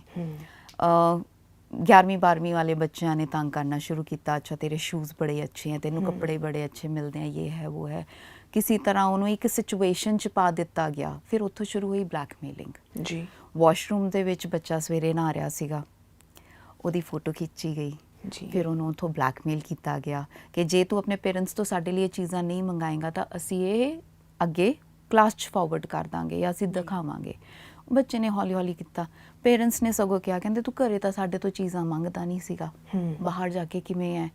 ਫਿਰ ਜਦੋਂ ਉਹ ਛੁੱਟੀਆਂ ਦੇ ਵਿੱਚ ਆਇਆ 1.5 ਮਹੀਨੇ ਬਾਅਦ ਇੱਕ ਹੋਸਟਲ ਦੇ ਬੱਚੇ ਨੂੰ ਛੁੱਟੀ ਮਿਲਦੀ ਹੈ ਕਿ ਇੱਕ ਵਾਰੀ ਘਰ ਚਲੇ ਜਾਓ, ਜੀ ਜੋ ਨਵਾਂ ਬੋਰਡਿੰਗ ਦਾ ਹੁੰਦਾ ਹੈ। ਉਹ ਘਰੇ ਆਇਆ ਤਾਂ ਉਹਦਾ ਬਿਹੇਵੀਅਰ ਡਿਫਰੈਂਟ ਸੀਗਾ, ਚਿੜਚਿੜਾ ਸੀਗਾ, ਹੱਥ ਲਾਏ ਤੇ ਡਰ ਜਾਂਦਾ, ਸਹਿਮ ਜਾਂਦਾ ਸੀਗਾ। ਮਦਰ ਨੇ ਪੁੱਛ-ਗੁੱਛ ਕੀਤੀ ਤਾਂ ਉਹਨੂੰ ਕਹਿੰਦੇ ਕਿ ਮੈਨੂੰ ਜੀ ਮੇਰੇ ਵੱਡੇ ਸੀਨੀਅਰਸ ਤੰਗ ਕਰਦੇ ਨੇ ਜੀ। ਤੋ ਹੁਣ ਤੰਗ ਕਰਨ ਦੇ ਅੰਦਰ ਵੀ ਕਿੰਨਾ ਕੁਛ ਆ ਜਾਂਦਾ ਹੈ। ਉਹ ਕਹਿੰਦੇ ਕੋਈ ਗੱਲ ਨਹੀਂ ਅਸੀਂ ਗੱਲ ਕਰਾਂਗੇ। ਉਹਨਾਂ ਨੇ ਗੱਲ ਕੀਤੀ ਪ੍ਰਿੰਸੀਪਲ ਨਾਲ, ਜਦੋਂ ਕਿ ਹੋਸਟਲਰ ਵਾਰਡਨ ਨੂੰ ਦੱਸਿਆ ਗਿਆ, ਉਹਨਾਂ ਨੇ ਬੱਚਿਆਂ ਨੂੰ ਥੋੜਾ ਡਾਂਟਿਆ ਪਹਿਚਾਨਿਆ। ਐਂਡ ਦੇ ਵਿੱਚ ਬੱਚੇ ਨੇ ਤਾਂ ਹੋਸਟਲ 'ਚ ਹੀ ਜਾਣਾ ਹੈ। ਉਹਨਾਂ ਨੇ ਫਿਰ ਉਹਨੂੰ ਦੂਜੇ ਤਰੀਕੇ ਨਾਲ ਤੰਗ ਕੀਤਾ ਕਿ ਜੇ ਤੈਨੂੰ ਅਸੀਂ ਚੀਜ਼ਾਂ ਮੰਗਦੇ ਤੂੰ ਜਾ ਕੇ ਗੱਲ ਕਰ ਆਉਣਾ ਹੈ, but if they are troubling you sexually ਤੂੰ ਬਾਹਰ ਕੀ ਗੱਲ ਕਰਕੇ ਆਏਗਾ। ਓ ਯੈਸ, ਤੋ ਇਹ ਉਹੀ ਸ਼ਰਮ ਦੇ ਵਿੱਚ ਇਹ ਚੀਜ਼ ਆ ਗਈ। ਉਹ ਬੱਚਾ ਕੀ ਦੱਸੇ ਕਿ ਮੈਨੂੰ ਜਿਹੜੇ ਬੋਰਡਰਸ ਨੇ ਕਿਤੇ ਨੰਗਾ ਖੜਵਾਉਂਦੇ ਨੇ, ਜਾਂ ਮੇਰੇ ਪ੍ਰਾਈਵੇਟ ਪਾਰਟ ਤੇ ਕਮੈਂਟ ਕਰਦੇ ਨੇ ਜੀ, ਜਾਂ ਮੈਨੂੰ ਉੱਥੋਂ ਟੱਚ ਕਰਦੇ ਨੇ, ਔਰ ਇਹ ਬॉयਜ਼ ਨਾਲ ਕਰ ਰਹੇ ਨੇ ਜੀ। ਅਗੇਨ 2 ਮਹੀਨੇ ਬਾਅਦ ਜਦੋਂ ਬੱਚਾ ਆਇਆ ਉਹਦਾ ਬਿਹੇਵੀਅਰ ਹੋਰ ਡਿਫਰੈਂਟ ਸੀ। ਜਦੋਂ ਮਾਂ ਨੇ ਗੱਲ ਕੀਤੀ ਫਿਰ ਬੱਚੇ ਨੇ ਰੋ ਕੇ ਦੱਸਿਆ, ਦੈਨ ਆਈ ਵਾਸ ਗਿਵਨ ਅ ਕਾਲ ਕਿ ਹੁਣ ਇਹਨੂੰ ਕਿਸ ਤਰ੍ਹਾਂ ਕਰੀਏ। ਮੈਂ ਕਿਹਾ ਬੁਲਿੰਗ ਤੋਂ ਬਾਹਰ ਆ ਗਿਆ ਜੀ। ਨਾਓ ਇਹ ਲਾਅ ਥੋੜਾ ਜਿਹਾ ਹੋਰ ਟੁੱਟ ਗਿਆ ਕਿਉਂਕਿ ਬੱਚੇ ਹੈਗੇ ਆ ਤਾਂ ਅਸੀਂ ਕ੍ਰਾਈਮ ਵਰਗਾ ਵਰਡ ਯੂਜ਼ ਨਹੀਂ ਕਰਦੇ। ਉਹਨਾਂ ਨੇ ਲਾਅ ਸਮਝਿਆ ਨਹੀਂ, ਉਹਨਾਂ ਨੇ ਲਾਅ ਤੋੜਿਆ। ਬਿਲਕੁਲ। ਸੋ ਉਸ ਦੇ ਅੰਡਰ ਫਿਰ ਇਹ ਮੇਲਸ ਦੇ ਨਾਲ ਸੈਕਸ਼ੂਅਲ ਅਸੌਲਟ ਦੇ ਕੇਸਿਸ ਆਉਂਦੇ ਨੇ, ਔਰ ਕੁੜੀਆਂ ਵਿਚਾਰੀਆਂ ਹੀ ਸ਼ੁਰੂ ਤੋਂ ਰੱਖਦੇ ਨੇ। ਜਦੋਂ ਕਿ ਕੁੜੀ ਜੰਮਦੀ ਹੈ ਪੇਰੈਂਟਸ ਨੂੰ ਜਾ ਕੇ ਕਹਿੰਦੇ ਆ ਚਲੋ ਲక్ష్ਮੀ ਹੋ ਗਈ ਜੀ, ਹੈ ਨਾ, ਕੋਈ ਗੱਲ ਨਹੀਂ, ਜਿੱਥੇ ਧੀ ਆਈ ਆਪਣਾ ਕਿਸਮਤ ਲੈ ਕੇ ਆਈ ਹੈ ਜੀ। ਤਾਂ ਜਦੋਂ ਜੰਮਦੀ ਹੈ ਤਦੋਂ ਤੇ ਉਹ ਵਿਚਾਰੀ ਹੋ ਜਾਂਦੀ ਹੈ, ਜਿੰਨਾ ਮਰਜ਼ੀ ਪੜ੍ਹਾ ਲਓ ਲਿਖਾ ਲਓ, ਬਿਲਕੁਲ ਬਿਲਕੁਲ, ਪਰ ਉਹਦੇ ਨਾਲ ਖੜਾ ਹੋਣ ਲਈ ਕੋਈ ਨਾ ਕੋਈ ਚਾਹੀਦਾ ਹੈ। ਠੀਕ ਹੈ ਨਾ ਜੀ। ਜੇ ਆਪਾਂ ਕਿਸੇ ਵੀ ਧਰਮ ਦੀ ਗੱਲ ਕਰੀਏ ਤਾਂ ਸ਼ੇਰਾਂ ਵਾਲੀ ਮਾਤਾ ਦੇ ਨਾਲ ਸ਼ੇਰ ਖੜਾ ਹੈ ਜੀ, ਹੈ ਨਾ ਜੀ। ਵਿਸ਼ਨੂੰ ਜੀ ਨਾਲ ਖੜੇ ਨੇ, ਰਾਮ ਨਾਲ ਖੜੇ ਨੇ, ਖੜੇ ਤਾਂ ਫੀਮੇਲ ਦੇ ਨਾਲ ਹੈ ਨਾ। ਔਰ ਬੇਸ਼ੱਕ ਮੇਲ ਹੋਵੇ ਜਾਂ ਫੀਮੇਲ ਹੋਵੇ, ਉਹਨੂੰ ਹਮੇਸ਼ਾ ਇੱਕ ਸਪੋਰਟ ਦੀ ਜ਼ਰੂਰਤ ਹੁੰਦੀ ਹੈ ਜੀ। ਤਾਂ ਕਹਿੰਦੇ ਟੂ ਫਾਲ ਬੈਕ ਔਨ। ਬਿਲਕੁਲ। ਤਾਂ ਉਹਦੇ ਲਈ ਹਮੇਸ਼ਾ ਸਾਥੀ ਦੀ ਜ਼ਰੂਰਤ ਹੁੰਦੀ ਹੈਗੀ ਹੈ। ਉਹ ਦੋਸਤ ਹੋ ਸਕਦੇ ਹੋ, ਪੇਰੈਂਟਸ ਹੋ ਸਕਦੇ ਹੋ, ਭੈਣ ਭਰਾ ਹੋ ਸਕਦੇ ਹੋ, ਤੁਹਾਡਾ ਹਮਸਫਰ ਹੋ ਸਕਦਾ ਹੈ ਜੀ। ਓਵਰਆਲ ਆਵਾਮ ਦੀ ਸਾਈਕੀ ਹੀ ਬਦਲਣ ਦੀ ਲੋੜ ਹੈ, ਕਿਉਂਕਿ ਤੁਹਾਡੇ ਕੋਲ ਕੁਝ ਇਸ ਕਿਸਮ ਦੇ ਕੇਸਿਸ ਵੀ ਆਏ ਨੇ ਜਿੱਥੇ ਮਰਦਾਂ ਨੇ ਇਹ ਕੰਪਲੇਨ ਕੀਤੀ ਹੈ ਵੀ ਔਰਤਾਂ ਆਪਣੇ ਹੱਕਾਂ ਦੀ ਜ਼ਿਆਦਾ ਹੀ ਖੁੱਲ੍ਹ ਕੇ ਵਰਤੋਂ ਕਰ ਰਹੀਆਂ ਨੇ। ਕਿਤੇ ਹੱਕ ਨਹੀਂ ਮਿਲਦੇ, ਕਿਤੇ ਹੱਕਾਂ ਦਾ ਮਿਸਯੂਜ਼ ਵੀ ਕੀਤਾ ਜਾਂਦਾ ਹੈ। ਔਰ ਦੁਨੀਆ ਦੇ ਤਮਾਮ ਗ੍ਰੰਥ ਇਸ ਚੀਜ਼ ਦਾ ਗਵਾਹ ਨੇ ਕਿ ਸਭ ਤੋਂ ਬਿਹਤਰੀਨ ਗ੍ਰੰਥ ਜਿਹੜੇ ਨੇ ਉਹ ਮਰਦਾਂ ਨੇ ਹੀ ਲਿਖੇ ਨੇ। ਮਰਦ ਸਭ ਤੋਂ ਜ਼ਿਆਦਾ ਫਰਸਟ੍ਰੇਟ ਹੋ ਕੇ ਸੁਸਾਈਡ ਕਮਿਟ ਕਰਦੇ ਨੇ, ਅ ਪਾਰਟ ਆਫ ਫੀਮੇਲਸ ਰੋ ਧੋ ਕੇ ਆਪਣਾ ਜਿਹੜਾ ਫਰਸਟ੍ਰੇਸ਼ਨ ਆ ਉਹ ਕੱਢ ਵੀ ਲੈਂਦੀਆਂ ਨੇ ਕਿਤੇ ਨਾ ਕਿਤੇ। ਪਰ ਉਹਨਾਂ ਕੇਸਿਸ ਵਿੱਚ ਕੀ ਜਦੋਂ ਮਰਦਾਂ ਦੇ ਨਾਲ ਵਿਚਾਰਿਆਂ ਨਾਲ ਹੁਣ ਮੈਂ ਕਹਾਂ ਕਿ ਜ਼ਿਆਦਤੀ ਹੋ ਜਾਂਦੀ ਹੈ, ਇਹ ਕਿਤੇ ਨਾ ਕਿਤੇ ਸੱਚ ਹੈ ਜੀ। ਅਗੇਨ ਕੇਸ ਦਾ ਇੱਕ ਵਰਣਨ ਦਿੰਦੇ ਹੋਏ, ਲੰਡਨ ਦੇ ਵਿੱਚ ਇੱਕ ਕੇਸ ਆਇਆ ਸੀਗਾ। ਪੂਰੀ ਫੈਮਿਲੀ ਦੇ ਵਿੱਚੋਂ ਦੇ ਇੱਕ ਬੱਚੇ ਨੇ 12ਵੀਂ ਕੀਤੀ ਔਰ ਉਹਨੂੰ ਕਿਹਾ ਕਿ ਤੁਸੀਂ ਹੁਣ ਜਾ ਕੇ ਬਾਹਰ ਸੈਟਲ ਹੋ ਜਾਓ। ਲੰਡਨ PR ਇੰਨੀ ਛੇਤੀ ਨਹੀਂ ਦਿੰਦਾ। ਕੁੜੀ ਨਾਲ ਵਿਆਹ ਕਰਾਇਆ ਗਿਆ। ਕੁੜੀ ਨੇ ਕਲੀਅਰਲੀ ਦੱਸਤਾ ਕਿ ਮੈਂ ਤੇਰਾ ਕੁਝ ਨਹੀਂ ਕਰਨਾ, ਕਮਾਏਂਗਾ ਵੀ ਤੂੰ, ਖਵਾਏਂਗਾ ਵੀ ਤੂੰ, ਘਰ ਦੀ ਦੇਖਭਾਲ ਵੀ ਤੂੰ ਕਰੇਂਗਾ, ਸਾਰਾ ਕੁਝ ਤੂੰ ਕਰੇਂਗਾ। ਉਹ ਮੁੰਡੇ ਨੇ ਖੈਰ ਵਿਚਾਰੇ ਮੁੰਡੇ ਨੇ ਸਾਰਾ ਕੁਝ ਕਰਾ ਕੇ 2-3 ਸਾਲ ਕੱਟ ਲਏ। ਜਦੋਂ ਉਹਦੇ ਪੇਪਰਸ ਪੱਕੇ ਹੋਣੇ ਸ਼ੁਰੂ ਹੋਏ, ਟੈਂਪਰੇਰੀ ਰੈਜ਼ੀਡੈਂਸੀ ਉਹਨੂੰ ਮਿਲਣੀ ਸ਼ੁਰੂ ਹੋਈ, ਤਦੋਂ ਲੇਡੀ ਨੇ ਬੇਬੀ ਕਨਸੀਵ ਕਰ ਲਿਆ ਜੀ। ਔਰ ਉਸ ਤੋਂ ਬਾਅਦ ਉਹਦੇ ਤੇ ਮੈਂਟਲ ਪ੍ਰੈਸ਼ਰ ਸ਼ੁਰੂ ਹੋ ਗਿਆ ਕਿ ਜੇ ਤੂੰ ਮੈਨੂੰ ਛੱਡ ਕੇ ਗਿਆ ਕਿ ਇਹ ਬੇਬੀ ਤਾਂ ਇੱਥੇ ਦਾ ਹੀ ਸਿਟੀਜ਼ਨ ਹੈ ਤਾਂ ਤੂੰ ਜੇਲ੍ਹ ਵੀ ਜਾਏਗਾ, ਮੈਨੂੰ ਐਲਮਨੀ ਵੀ ਪੇ ਕਰੇਗਾ, ਮੇਰੇ ਤੇ ਸਾਰਾ ਤੇਰੇ ਤੇ ਨਾਲੇ ਹੋਰ ਓਫੈਂਸ ਵੀ ਪੈਣਗੇ। ਚੁੱਪ ਕਰਕੇ ਜਿਹੜਾ ਗਧਾ ਬਣਿਆ ਹੋਇਆ ਤੂੰ ਬਣਿਆ ਰਹਿ। ਹੁਣ ਕਿਉਂਕਿ ਉਸ ਲੇਡੀ ਨੂੰ ਆਪਣੇ ਹੱਕ ਜ਼ਿਆਦਾ ਪਤਾ ਸੀਗੇ ਤਾਂ ਇਸ ਕਰਕੇ ਉਹਨੇ ਮਿਸਯੂਜ਼ ਕੀਤਾ ਜੀ ਉਰੇ ਵੀ ਗਵਰਨਮੈਂਟ ਨੇ ਸਾਨੂੰ ਬਹੁਤ ਸਾਰੇ ਨਵੇਂ ਆਰਟੀਕਲਸ ਦਿੱਤੇ ਹੈ, ਸੈਕਸ਼ਨਸ ਦਿੱਤੇ ਹੈ ਜਿੱਥੇ ਔਮਨ ਪ੍ਰੋਟੈਕਟਡ ਫੀਲ ਕਰੇ। ਲੇਕਿਨ ਜੇ ਮੈਂ ਕਵਾਂ ਦਿਨ ਦੇ ਮੇਰੇ 10 ਕੇਸਾਂ ਦੇ ਵਿੱਚੋਂ 2 ਕੇਸ ਹਮੇਸ਼ਾ ਇਦਾਂ ਦੇ ਹੁੰਦੇ ਹੀ ਹੁੰਦੇ ਆ ਜਿੱਥੇ ਦੇ ਆਰ ਮਿਸਯੂਜ਼ਿੰਗ ਦੈਟ। ਜੀ ਬਟ ਉਹ ਲੇਡੀਜ਼ ਇਹ ਭੁੱਲ ਜਾਂਦੀਆਂ ਕਿ ਤੁਸੀਂ ਆਪਣੀ, ਮੈਂ ਈਗੋ ਕਹੂੰਗੀ ਉਸ ਟਾਈਮ ਤੇ, ਕਿਉਂਕਿ ਸੈਲਫ ਰਿਸਪੈਕਟ ਤੇ ਈਗੋ ਦੇ ਵਿੱਚ ਵੀ ਇੱਕ ਲਾਈਨ ਆਉਂਦੀ ਹੈ। ਬਿਲਕੁਲ। ਈਗੋ ਦੇ ਵਿੱਚ ਜਿਹੜੀਆਂ 8 ਹੋਰ ਪੀੜਤਾਂ ਨੇ ਤੁਸੀਂ ਉਹਨਾਂ ਦਾ ਵੀ ਹੱਕ ਕਿਤੇ ਨਾ ਕਿਤੇ ਗਵਾ ਰਹੇ ਹੋ ਬਿਲਕੁਲ ਸਿਰਫ ਆਪਣੀ ਉਸ ਚੀਜ਼ ਲਈ। ਮੇਲਸ ਹੈਗੇ ਨੇ ਬਟ ਬਿਕੋਜ਼ ਹੁਣ ਸੋਸ਼ਲ ਮੀਡੀਆ ਦੇ ਰਾਹੀਂ ਹੁਣ ਕਿਉਂਕਿ ਔਰਤ ਬੋਲਣ ਲੱਗ ਗਈ ਹੈ ਤਾਂ ਮਰਦਾਂ ਨੂੰ ਇਹ ਲੱਗਣਾ ਸ਼ੁਰੂ ਹੋ ਗਿਆ ਕਿ ਕਿਸੇ ਦੀ ਆਵਾਜ਼ ਉੱਚੀ ਹੋਣੀ ਸ਼ੁਰੂ ਹੋ ਗਈ ਹੈ ਤਾਂ ਅਸੀਂ ਵਿਚਾਰੇ ਹੋ ਗਏ ਜੀ। ਉਹ ਜਦ ਤੱਕ ਪਲੜਾ ਬਰਾਬਰ ਨਹੀਂ ਰਹੇਗਾ ਤਾਂ ਕਿਸੇ ਨਾ ਕਿਸੇ ਨੂੰ ਇਹ ਲੱਗਦਾ ਹੀ ਰਹੇਗਾ ਕਿ ਅਸੀਂ ਵਿਚਾਰੇ ਹਾਂ। ਜੀ 26 ਜਨਵਰੀ ਵਾਲੀ ਗੱਲ ਉਹ ਫਿਰ ਵਿੱਚ ਰਹਿ ਗਈ, ਜਿਸ ਤੋਂ ਬਾਅਦ ਉਹ ਮੈਂ ਚਾਹਾਂਗੀ ਥੋੜੀ ਜਿਹੀ ਘਟਨਾ ਦਾ ਜ਼ਿਕਰ ਕਰਕੇ ਉਸ ਤੋਂ ਬਾਅਦ ਉਹ ਜਿਹੜੀ ਕੰਪੇਨ ਤੁਸੀਂ ਇੱਥੇ ਟਰਾਈ ਸਿਟੀ ਦੇ ਵਿੱਚ ਚਲਾਈ ਜਿੱਥੇ ਸਾਰੇ ਲੋਕਾਂ ਨੂੰ, ਸਾਰੇ ਬੱਚਿਆਂ ਨੂੰ ਐਜੂਕੇਟ ਕੀਤਾ ਤੇ ਉਸ ਦੌਰਾਨ ਤੁਹਾਡੇ ਨਾਲ ਕਿੰਨਾ ਬੱਚਿਆਂ ਨੇ ਕੀ ਕੁਝ ਸ਼ੇਅਰ ਕੀਤਾ, ਆਪਾਂ ਇਹ ਗੱਲ ਕਰੀਏ। ਅਸੀਂ ਆਸਟ੍ਰੇਲੀਆ ਦੇ ਵਿੱਚ ਅਵੇਅਰਨੈਸ ਕੈਂਪ ਸ਼ੁਰੂ ਕਰ ਰਹੇ ਸੀਗੇ। ਸ਼ਮਸ਼ੀਰ ਐਜ਼ ਅ ਹਿਊਮਨ ਰਾਈਟ ਸ਼ੁਰੂ ਹੋਈ ਸੀਗੀ, ਫਿਰ ਉਹ ਆਰਗੇਨਾਈਜੇਸ਼ਨ ਬਣ ਗਈ, ਹੁਣ ਫਾਊਂਡੇਸ਼ਨ ਹੈਗੀ ਹੈ। ਸੋ ਡਿਫਰੈਂਸ ਇਹ ਹੈਗਾ ਕਿ ਪਹਿਲਾਂ ਅਸੀਂ ਕੇਸ ਹੱਕਾਂ ਲਈ ਖੜਦੇ ਸੀ, ਫਿਰ ਅਸੀਂ ਲੜਨਾ ਸ਼ੁਰੂ ਕੀਤਾ। Then we came to a knowledge ਕਿ ਤੁਸੀਂ ਪੜ੍ਹਾਉਣਾ ਸ਼ੁਰੂ ਕਰ ਦਿਓ ਕਿ ਉਸ ਲੈਵਲ ਤੱਕ ਗੱਲ ਪਹੁੰਚੀ ਨਾ, ਹੈ ਨਾ, ਕਿਉਂ ਵੇਟ ਕਰਨੀ ਹੈ ਕਿ ਹੁਣ ਗੱਲ ਵਿਗੜ ਗਈ ਜੀ, ਗੱਲ ਸਾਂਭਣ ਤੱਕ ਆਪਾਂ ਰੱਖੀਏ। ਸੋ ਉਹਦੇ ਵਿੱਚ ਅਸੀਂ ਵਰਕਸ਼ਾਪਸ ਕੰਡਕਟ ਕਰ ਰਹੇ ਸੀਗੇ ਨਿਊਜ਼ੀਲੈਂਡ ਆਸਟ੍ਰੇਲੀਆ ਦੇ ਵਿੱਚ। ਆਲਰੇਡੀ ਡਾਰਕ ਕੈਂਪੇਨ ਕਰਕੇ ਸੀਗਾ। ਮੈਂ ਵਾਪਸ ਆ ਕੇ ਆਪਣੇ ਇੱਥੇ ਦੇ ਐਸਐਸਪੀ ਚਾਹਲ ਸੀਗੇ ਮੋਹਾਲੀ ਦੇ, ਉਹਨਾਂ ਨਾਲ ਗੱਲ ਕੀਤੀ ਕਿ ਸਾਨੂੰ ਸਕੂਲਾਂ ਦੇ ਵਿੱਚ ਬੱਚਿਆਂ ਦੇ ਨਾਲ ਜਾ ਕੇ ਗੱਲ ਕਰਨੀ ਚਾਹੀਦੀ ਹੈਗੀ ਹੈ। ਤਦੋਂ ਮੇਰੇ ਸਾਹਮਣੇ ਡੇਟਾ ਰੱਖਿਆ ਗਿਆ ਕਿ ਬੱਚਿਆਂ ਦੇ ਅਗੇਂਸਟ ਕ੍ਰਾਈਮ ਨਹੀਂ ਹੈਗਾ, ਬਟ ਅਸੀਂ ਸਾਂਝ ਕੇਂਦਰ ਖੋਲ੍ਹਿਆ ਹੈਗਾ ਜਿੱਥੇ ਅਸੀਂ ਵਿਮਨ ਹੈਲਪਲਾਈਨ ਸ਼ੁਰੂ ਕਰਨਾ ਚਾਹੁੰਦੇ ਹਾਂ ਤੇ ਆਪਾਂ ਹਫਤੇ ਤੱਕ ਮਿਲਦੇ ਹਾਂ ਤੇ ਉਸ ਦਾ ਉਹਦੇ ਉੱਤੇ ਗੱਲ ਕਰਾਂਗੇ। ਮੈਂ ਕਿਹਾ ਠੀਕ ਹੈ ਜੀ। ਚੰਡੀਗੜ੍ਹ 'ਚ ਨੌਨਿਹਾਲ ਸਾਹਿਬ ਸੀਗੇ, ਮੈਂ ਉਹਨਾਂ ਨੂੰ ਵੀ ਅਪਰੋਚ ਕੀਤੀ। ਉਹਨਾਂ ਨੇ ਵੀ ਕਿਹਾ ਕਿ ਰਾਜੇ ਹਜੇ ਨਾ, ਕਿਉਂਕਿ 26 ਜਨਵਰੀ ਆ ਰਹੀ ਸੀਗੀ ਕਿ ਸਾਰੇ ਪੁਲਿਸ ਪ੍ਰਸ਼ਾਸਨ ਲੱਗੀ ਹੋਈ ਹੈ, ਬਿਜ਼ੀ ਹੈਗੇ ਆ, ਹਫਤੇ ਤੱਕ ਆ ਜਿਓ। ਤਾਂ ਉਹਨਾਂ ਨੇ ਬਹੁਤ ਪਿਆਰ ਨਾਲ ਡੀਲ ਕੀਤਾ ਔਰ ਮੈਨੂੰ ਟਾਈਮ ਦਿੱਤਾ। ਲੇਕਿਨ 26 ਜਨਵਰੀ ਦੇ ਵਿੱਚ ਕਿਉਂਕਿ ਸਕੂਲ ਬੰਦ ਹੁੰਦੇ ਨੇ, ਆਫਿਸਿਸ ਬੰਦ ਹੁੰਦੇ ਨੇ, ਸੜਕਾਂ ਖਾਲੀ ਹੁੰਦੀਆਂ ਨੇ।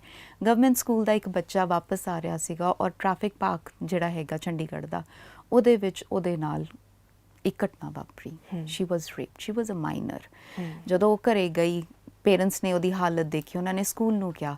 ਸਕੂਲ ਨੇ ਉੱਥੇ ਪੱਲਾ ਝਾੜ ਲਿਆ ਸੀਗਾ ਇਹ ਕਹਿ ਕੇ ਕਿ ਜੀ ਸਕੂਲ ਦੇ ਬਾਹਰ ਦੀ ਗੱਲ ਹੈ ਜੀ, ਕਿ ਇਹ ਚੀਜ਼ ਸਾਡੇ ਤਾਂ ਸਕੂਲ 'ਚ ਨਹੀਂ ਹੋਈ, ਬਾਹਰ ਹੋਈ ਹੈ ਤਾਂ ਸਾਡੀ ਰਿਸਪੌਂਸਿਬਿਲਿਟੀ ਨਹੀਂ ਬਣਦੀ। ਪਰ ਸਵਾਲ ਉੱਥੇ ਇਹ ਸ਼ੁਰੂ ਹੁੰਦਾ ਕਿ ਜਦੋਂ ਤੁਸੀਂ ਬੱਚੇ ਨੂੰ ਸਕੂਲ ਬੁਲਾ ਰਹੇ ਹੋ, ਜਦ ਤੱਕ ਉਹ ਘਰ ਨਹੀਂ ਜਾਂਦਾ ਔਰ ਸਪੈਸ਼ਲੀ ਸਪੈਸ਼ਲ ਡੇਜ਼ ਤੇ ਆਫ ਡੇਜ਼ ਤੇ ਬੁਲਾ ਰਹੇ ਹੋ ਤਾਂ ਰਿਸਪੌਂਸਿਬਿਲਿਟੀ ਤੁਹਾਡੀ ਹੈ। ਬਿਲਕੁਲ। ਜਿੰਨੀ ਦੇਰ ਬੱਚਾ ਸਕੂਲ ਯੂਨੀਫਾਰਮ ਦੇ ਵਿੱਚ ਹੈਗਾ ਤਾਂ ਉਹ ਤੁਹਾਡੀ ਰਿਸਪੌਂਸਿਬਿਲਿਟੀ ਹੈ। ਪੇਰੈਂਟਸ ਨੇ ਵਿਸ਼ਵਾਸ ਨਾਲ ਭੇਜਿਆ। ਜਦੋਂ ਉਹ ਕੇਸ ਹੋਇਆ ਤਦੋਂ ਮੈਨੂੰ ਯਾਦ ਹੈ ਉੱਥੇ ਡੀਐਸਪੀ ਅਮਰੋਜ਼ ਸੀਗੇ, ਇੱਥੇ ਡੀਐਸਪੀ ਹੈੱਡਕੁਆਰਟਰਸ ਮੋਹਾਲੀ ਦੇ ਵਿੱਚ। ਉਹ ਸਾਂਝ ਕੇਂਦਰ ਦੇ ਹੈੱਡ ਸੀਗੇ। ਉਹਨਾਂ ਨੇ ਅਪਰੋਚ ਕੀਤੀ ਕਿਉਂਕਿ ਉਹਨਾਂ ਨਾਲ ਵੀ ਗੱਲ ਹੋਈ ਸੀਗੀ ਕਿ ਚਲੋ let's start this thing and then the chapter begin. ਫਿਰ ਐਸਐਸਪੀ ਸਾਹਿਬ ਦੇ ਸਹਿਯੋਗ ਨਾਲ ਸਾਰੇ ਮੋਹਾਲੀ ਡਿਸਟ੍ਰਿਕਟ ਦੇ ਵਿੱਚ ਜਿੰਨੇ ਵੀ ਸਕੂਲ ਹੈ, ਬੇਸ਼ੱਕ ਉਹ ਪ੍ਰਾਇਮਰੀ ਸੀਗੇ, ਸੈਕੰਡਰੀ ਸੀਗੇ, ਹਾਇਰ ਐਜੂਕੇਸ਼ਨ ਦੇ ਸਾਰੇ ਸਕੂਲਾਂ ਦੇ ਵਿੱਚ ਅਸੀਂ ਅਵੇਅਰਨੈਸ ਕੈਂਪੇਨ ਕੀਤੀ ਜਿੱਥੇ ਬੱਚਿਆਂ ਨੂੰ ਤੇ ਟੀਚਰਸ ਨੂੰ ਜਾ ਕੇ ਡਿਫਰੈਂਟ ਪ੍ਰੀਵਿਊਜ਼ ਦੇ ਵਿੱਚ ਉਹਨਾਂ ਨੂੰ ਸਮਝਾਇਆ ਗਿਆ ਸੈਕਸ਼ੂਅਲ ਅਸੌਲਟ ਕੀ ਹੁੰਦਾ ਹੈ, ਗੁੱਡ ਟੱਚ ਬੈਡ ਟੱਚ ਕੀ ਹੁੰਦਾ, ਕਿਉਂਕਿ ਕਿੰਡਰਗਾਰਟਨ ਦੇ ਬੱਚੇ ਉਹਨਾਂ ਨਾਲ ਤੁਸੀਂ ਸਟਰੋਂਗ ਲੈਂਗੁਏਜ ਨਹੀਂ ਯੂਜ਼ ਕਰ ਸਕਦੇ। ਬੁਲਿੰਗ ਕੀ ਹੁੰਦੀ ਹੈ, ਪੀਅਰ ਪ੍ਰੈਸ਼ਰ ਕੀ ਹੁੰਦਾ ਹੈ, ਸੁਸਾਈਡ ਰਿਜ਼ਲਟ ਨੂੰ ਦੇਖ ਕੇ ਬੱਚੇ ਸੁਸਾਈਡ ਉਸ ਟਾਈਮ 'ਤੇ ਬਹੁਤ ਜ਼ਿਆਦਾ ਕਰ ਰਹੇ ਸੀ, ਪਰਸੈਂਟੇਜ ਘੱਟ ਆਈ ਹੈਗੀ ਹੈ। Apart from that drug abuse ਦੇ। ਸੋ ਬਹੁਤ ਸਾਰੇ ਸੋਸ਼ਲ ਜਿਹੜੇ ਸਟਿਗਮਾਜ਼ ਨੇ ਜਾਂ ਸੋਸ਼ਲ ਈਵਲਸ ਨੇ ਉਹ ਬੱਚਿਆਂ ਨੂੰ ਸਮਝਾਏ। ਉੱਥੇ ਸਾਨੂੰ ਦਿੱਕਤ ਜੇ ਮੈਂ ਕਹਾਂ ਪ੍ਰਸ਼ਾਸਨ ਵੱਲੋਂ ਨਹੀਂ ਆਈ। ਪੁਲਿਸ ਵਾਜ਼ ਵੈਰੀ ਸਪੋਰਟਿਵ। ਚੰਡੀਗੜ੍ਹ ਦੇ ਵਿੱਚ ਵੀ ਇਹ ਕੰਪੇਨ ਕੀਤਾ ਗਿਆ। ਪੇਰੈਂਟਸ ਵੱਲੋਂ ਨਹੀਂ ਆਈ ਕਿ ਜੀ ਸਾਡੇ ਬੱਚਿਆਂ ਨਾਲ ਤੁਸੀਂ ਕਿੱਦਾਂ ਦੀਆਂ ਗੱਲਾਂ ਕਰ ਰਹੇ ਹੋ, ਕਿਉਂਕਿ ਬੱਚਾ ਘਰ ਜਾ ਕੇ ਗੱਲ ਕਰੇਗਾ। ਬਟ ਸਗੋਂ ਸਾਨੂੰ ਪਿੰਡਾਂ ਤੋਂ ਮੈਨੂੰ ਕਾਲਸ ਆਉਂਦੀਆਂ ਸੀਗੀਆਂ ਜਾਂ ਜਦੋਂ ਅਸੀਂ ਦੂਜੇ ਪਿੰਡ 'ਚ ਜਾਂਦੇ ਸੀਗੇ ਪੇਰੈਂਟਸ ਮਿਲਦੇ ਸੀਗੇ ਕਿ ਅਸੀਂ ਇਹ ਬੱਚਿਆਂ ਨਾਲ ਗੱਲਾਂ ਕਰ ਹੀ ਨਹੀਂ ਸਕੇ ਕਿਉਂਕਿ ਸ਼ਰਮ ਹੈਗੀ, ਇੱਕ ਝਾਕਾ ਹੁੰਦਾ, ਇੱਕ ਲਾਈਨ ਹੁੰਦੀ ਹੈ ਕਿ ਬਟ ਥੈਂਕ ਯੂ ਕਿ ਤੁਸੀਂ ਸਾਡੇ ਬੱਚਿਆਂ ਨੂੰ ਇਹ ਗੱਲ ਸਮਝਾਈ ਔਰ ਤੁਹਾਡੇ ਨਾਲੋਂ ਖੁੱਲ੍ਹ ਕੇ ਗੱਲ ਕੀਤੇ। ਸਾਨੂੰ ਪ੍ਰੋਬਲਮ ਫੇਸ ਹੋਈ ਟੀਚਰਸ ਤੋਂ। ਰੀਅਲੀ ਟੀਚਰਸ ਨੇ ਆ ਕੇ ਸਾਨੂੰ ਇਹ ਗੱਲ ਕਹੀ ਕਿ ਮੈਡਮ ਤੁਸੀਂ ਆਪ ਬੋਲ ਕੇ ਤਾਂ ਚਲੇ ਜਾਂਦੇ ਹੋ, ਸਵਾਲ ਇਹਨਾਂ ਨੇ ਸਾਨੂੰ ਪੁੱਛਣਾ ਹੈ, ਸਾਨੂੰ ਤਾਂ ਸਮਝ ਹੀ ਨਹੀਂ ਆਉਣੀ, ਇਹਨਾਂ ਨੂੰ ਕਿਵੇਂ ਸਮਝਾਈਏ ਕਿ ਸਾਨੂੰ ਤਾਂ ਸ਼ਰਮ ਆਉਂਦੀ ਹੈ। ਹੈਲਪਲਾਈਨ ਨੰਬਰਸ ਦਿੱਤੇ ਗਏ ਸੀਗੇ ਪੁਲਿਸ ਵੱਲੋਂ ਜੀ, ਉੱਥੇ ਕਾਲਸ ਆਉਂਦੀਆਂ ਸੀਗੀਆਂ ਜਿੱਥੇ ਕਿ ਬੱਚੇ ਕੇਸਿਸ ਦੱਸਦੇ ਸੀਗੇ। ਉਹਦੇ ਵਿੱਚ ਡੋਮੈਸਟਿਕ ਵਾਇਲੈਂਸ ਦੇ ਉਹਨਾਂ ਨੇ ਕੇਸ ਦੱਸੇ। ਜਦੋਂ ਉਹਨਾਂ ਨੂੰ ਔਮਨ ਹੈਲਪਲਾਈਨ ਬਾਰੇ ਦੱਸਿਆ ਕਿ ਜੇ ਤੁਹਾਡੀ ਮਦਰ ਨਾਲ ਕੁਝ ਹੋ ਰਿਹਾ ਹੈ ਜੀ ਤਾਂ ਤੁਸੀਂ ਇਸ 'ਤੇ ਫੋਨ ਕਰਕੇ ਉਹਨਾਂ ਨੂੰ ਕਰਾ ਸਕਦੇ ਹੋ। ਇੱਕ ਪੁਲਿਸ ਦੀ ਨਾ ਵਰਦੀ ਦਾ ਡਰ ਹੁੰਦਾ ਹੈ, ਬੇਸ਼ੱਕ ਕੰਪਲੇਂਟ ਨਾ ਕੀਤੀ ਜਾਵੇ, ਪਰ ਜਦੋਂ ਇੱਕ ਕਾਲ 'ਤੇ ਆ ਜਾਂਦੀ ਹੈ ਪੁਲਿਸ, ਤਦੋਂ ਜਿਹੜੇ ਹਸਬੈਂਡ ਹੁੰਦੇ ਉਹ ਵੀ ਸਟਲ ਹੋ ਜਾਂਦੇ ਆ ਕਿ ਇਹਨੇ ਤਾਂ ਪੁਲਿਸ ਬੁਲਾ ਰਹੀ, ਔਰ ਵਿਮਨ ਨੂੰ ਥੋੜਾ ਕੌਨਫੀਡੈਂਸ ਆ ਜਾਂਦਾ, ਬੂਸਟ ਆਫ ਕੌਨਫੀਡੈਂਸ ਕਿ ਮੇਰੇ ਲਈ ਕੋਈ ਆਇਆ, ਮੇਰੀ ਕਿਸੇ ਨੇ ਹਾਰਡ ਪੁਕਾਰਡ ਸੁਣੀ। ਬੱਚਿਆਂ ਨੇ ਆਪਣੀਆਂ ਹੋਰ ਗੱਲਾਂ ਇਹ ਵੀ ਦੱਸੀਆਂ ਕਿ ਜੋ ਕਿ ਉਹਨਾਂ ਦੇ ਰਿਲੇਟਿਵਸ ਤੋਂ ਉਹਨਾਂ ਨੂੰ ਫੀਲ ਕੀਤਾ ਜਾ ਰਿਹਾ ਸੀਗਾ ਜੀ, ਮੈਨੂੰ ਠੀਕ ਨਹੀਂ ਲੱਗਦਾ ਕਿ ਮੇਰੇ ਚਾਚਾ ਜੀ ਮੈਨੂੰ ਐਦਾਂ ਦੇਖਦੇ ਨੇ, ਜਾਂ ਮੈਨੂੰ ਫੀਲ ਨਹੀਂ ਠੀਕ ਹੁੰਦਾ ਕਿ ਮੈਨੂੰ ਮਾਮਾ ਜੀ ਬਾਈਕ ਤੇ ਬਿਠਾ ਕੇ ਲੈ ਕੇ ਜਾਂਦੇ ਨੇ ਤੇ ਮੈਂ ਪਿੱਛੇ ਜੇ ਬਹਿਣਾ ਚਾਹੁੰਦੀ ਹਾਂ ਤਾਂ ਮੈਨੂੰ ਅੱਗੇ ਬੈਠਣ ਨੂੰ ਕਹਿੰਦੇ ਨੇ। ਸੋ ਐਦਾਂ ਦੇ ਕੇਸਿਸ ਆਏ ਤਾਂ ਫਿਰ ਬੜੇ ਤਰੀਕੇ ਨਾਲ ਉਹਨਾਂ ਦੇ ਪੇਰੈਂਟਸ ਨੂੰ ਇਹ ਗੱਲ ਸਮਝਾਣੀ ਔਰ ਉਹਨਾਂ ਨਾਲ ਗੱਲ ਕਰਨਾ ਵੀ ਇੱਕ ਸਾਡੀ ਫਾਈਟ ਸੀਗੀ। ਇੰਡੀਅਨ ਕ੍ਰਾਈਮ ਬਿਊਰੋ ਦੀ ਰਿਪੋਰਟ ਮੁਤਾਬਿਕ ਵੀ ਜਿਹੜੇ 95% ਸੈਕਸ਼ੂਅਲ ਅਬਿਊਜ਼ਸ ਦੇ ਕੇਸਿਸ ਹੁੰਦੇ ਆ, ਉਹਦੇ ਵਿੱਚ ਮਤਲਬ 95% ਜਿਹੜੇ ਉਹ ਰਿਲੇਟਿਵਸ ਹੀ ਜ਼ਿੰਮੇਵਾਰ ਨੇ ਕਿਤੇ ਨਾ ਕਿਤੇ। ਅੱਛਾ ਸ਼ਮਸ਼ੀਰ ਜੀ, ਆਪਾਂ ਹੁਣ ਪ੍ਰੋਗਰਾਮ ਨੂੰ ਖਤਮ ਕਰੀਏ ਔਰ ਜਾਂਦੇ ਜਾਂਦੇ ਮੈਂ ਮੇਲ ਔਰ ਫੀਮੇਲ ਯਾਨੀ ਕਿ ਜੈਂਡਰ ਕੈਟਾਗਰੀਜ਼ ਜਿਹੜੀਆਂ ਨੇ ਇਹਨਾਂ ਖਾਨਿਆਂ ਚੋਂ ਨਿਕਲ ਕੇ, ਇਹਨਾਂ ਫਰੇਮਸ ਚੋਂ ਨਿਕਲ ਕੇ ਚਾਹੂੰਗੀ ਵੀ ਤੁਸੀਂ ਜੋ ਕੁਝ ਅਬਜ਼ਰਵ ਕਰਦੇ ਹੋ ਤਾਂ ਸਾਈਕੀ ਕੀ ਹੈ ਓਵਰਆਲ ਲੋਕਾਂ ਦੀ, ਤੇ ਸਾਨੂੰ ਕਿਸ ਚੀਜ਼ ਤੇ ਖਾਸ ਕਰਕੇ ਧਿਆਨ ਕਰਨਾ ਚਾਹੀਦਾ। ਜੇ ਮੇਲਸ ਵੀ ਨੇ ਤੇ ਉਹ ਆਪਣੇ ਆਪ ਨੂੰ ਕਿਵੇਂ ਟ੍ਰੇਨ ਕਰਨ, ਜਾਂ ਉਹਨਾਂ ਦੀ ਨਰਿਸ਼ਮੈਂਟ ਜਿਹੜੀ ਹੈ, ਕੰਡੀਸ਼ਨਿੰਗ ਹੈ, ਉਹ ਕਿਸ ਕਿਸਮ ਦੀ ਹੋਣੀ ਚਾਹੀਦੀ ਹੈ, ਤੇ ਫੀਮੇਲਸ ਨੇ ਉਹ ਵੀ ਜੇ ਉਹਨਾਂ ਨਾਲ ਇਹ ਕੁਝ ਹੁੰਦਾ ਤੇ ਕੰਡੀਸ਼ਨਿੰਗ ਕਿਸ ਤਰ੍ਹਾਂ ਦੀ ਹੋਣੀ ਚਾਹੀਦੀ ਹੈ। ਇੱਦਾਂ ਵਾਈਂਡ ਅਪ ਕਰੀਏ। ਜਨਰਲ ਜੈਂਡਰਸ ਦੀ ਜੇ ਗੱਲ ਕਰੀਏ ਤਾਂ ਸਭ ਤੋਂ ਪਹਿਲੀ ਜ਼ਰੂਰੀ ਹੈ ਰਿਸਪੈਕਟ ਜੀ। ਦੂਜੇ ਦੀ ਰਿਸਪੈਕਟ ਕਰੋ ਔਰ ਸੈਲਫ ਰਿਸਪੈਕਟ ਰੱਖੋ। ਬਿਲਕੁਲ ਆਪਣੇ ਆਪ ਨੂੰ ਇੱਕ ਬੈਰੀਅਰਸ ਦੇ ਵਿੱਚ ਰੱਖੋ। ਹਾਲਾਂਕਿ ਕਹਿੰਦੇ ਕਿ ਬੈਰੀਅਰਸ 'ਚ ਰੱਖਣਾ ਨਹੀਂ ਚਾਹੀਦਾ, ਲੇਕਿਨ ਆਪਣੇ ਆਪ ਲਈ ਇੱਕ ਸਰਕਲਸ ਬਣਾ ਕੇ ਰੱਖੋ, ਇੱਕ ਲਾਈਨਸ ਬਣਾ ਕੇ ਰੱਖੋ ਕਿ ਇਸ ਤੋਂ ਬਾਅਦ ਨਾ ਮੈਂ ਬਰਦਾਸ਼ਤ ਕਰਨਾ ਹੈ, ਨਾ ਮੈਂ ਕਿਸੇ ਨੂੰ ਉਸ ਲੈਵਲ ਤੱਕ ਲੈ ਕੇ ਜਾਣਾ ਕਿ ਉਹਦੀ ਸਹਿਨ ਸ਼ਕਤੀ ਖਤਮ ਹੋ ਜਾਏ। ਬਿਲਕੁਲ ਬੇਸ਼ੱਕ ਉਹ ਮੇਲ ਹੈ ਜਾਂ ਫੀਮੇਲ ਹੈਗੀ ਹੈ।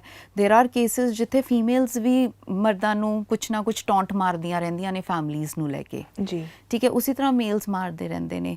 ਤੁਸੀਂ ਜਦੋਂ ਇੱਕ ਪਾਰਟਨਰ ਚੂਜ਼ ਕੀਤਾ, ਫੈਮਲੀ ਬਾਅਦ ਚੋਂ ਆਉਂਦੀ ਹੈ, ਸਾਰੀ ਉਮਰ ਤੁਸੀਂ ਉਹਨਾਂ ਨਾਲ ਰਹਿਣਾ, ਮੇਲ ਹੋ ਜਾਂ ਫੀਮੇਲ ਹੋਵੇ, ਰਿਸਪੈਕਟ ਕਰਨਾ ਸ਼ੁਰੂ ਕਰੋ। ਮੈਕਸਿਮਮ ਪ੍ਰੋਬਲਮਸ ਜੋ ਆਉਂਦੀਆਂ ਨੇ ਮਿਸਕਮਿਊਨੀਕੇਸ਼ਨ ਤੇ ਮਿਸ ਇੰਟਰਪ੍ਰੀਟੇਸ਼ਨ ਦੀਆਂ ਆਉਂਦੀਆਂ। ਬਿਲਕੁਲ ਗੱਲ ਕਿਹੜੀ ਕੀਤੀ ਗਈ ਉਹ ਲਹਿਜ਼ਾ ਖਰਾਬ ਕਰ ਦਿੰਦਾ ਹੈ। ਮਾਈ words are not wrong but my tone is. Exactly. ਤੋ ਇਹਨਾਂ ਚੀਜ਼ਾਂ ਨੂੰ ਜਦੋਂ ਇਨਸਾਨ ਸਮਝਣਾ ਸ਼ੁਰੂ ਕਰ ਦੇਗਾ, ਬੇਸ਼ੱਕ ਉਹ ਮੇਲ ਹੈ ਜਾਂ ਫੀਮੇਲ ਹੈਗੀ ਹੈ, ਰਿਸਪੈਕਟ ਰੱਖੋ, ਆਪਣੇ ਆਪ ਨੂੰ ਨੀਵਾਂ ਰੱਖੋ। ਨੀਵਾਂ ਐਜ਼ ਨਿਮਰਤਾ ਲਿਆਓ ਆਪਣੇ 'ਚ।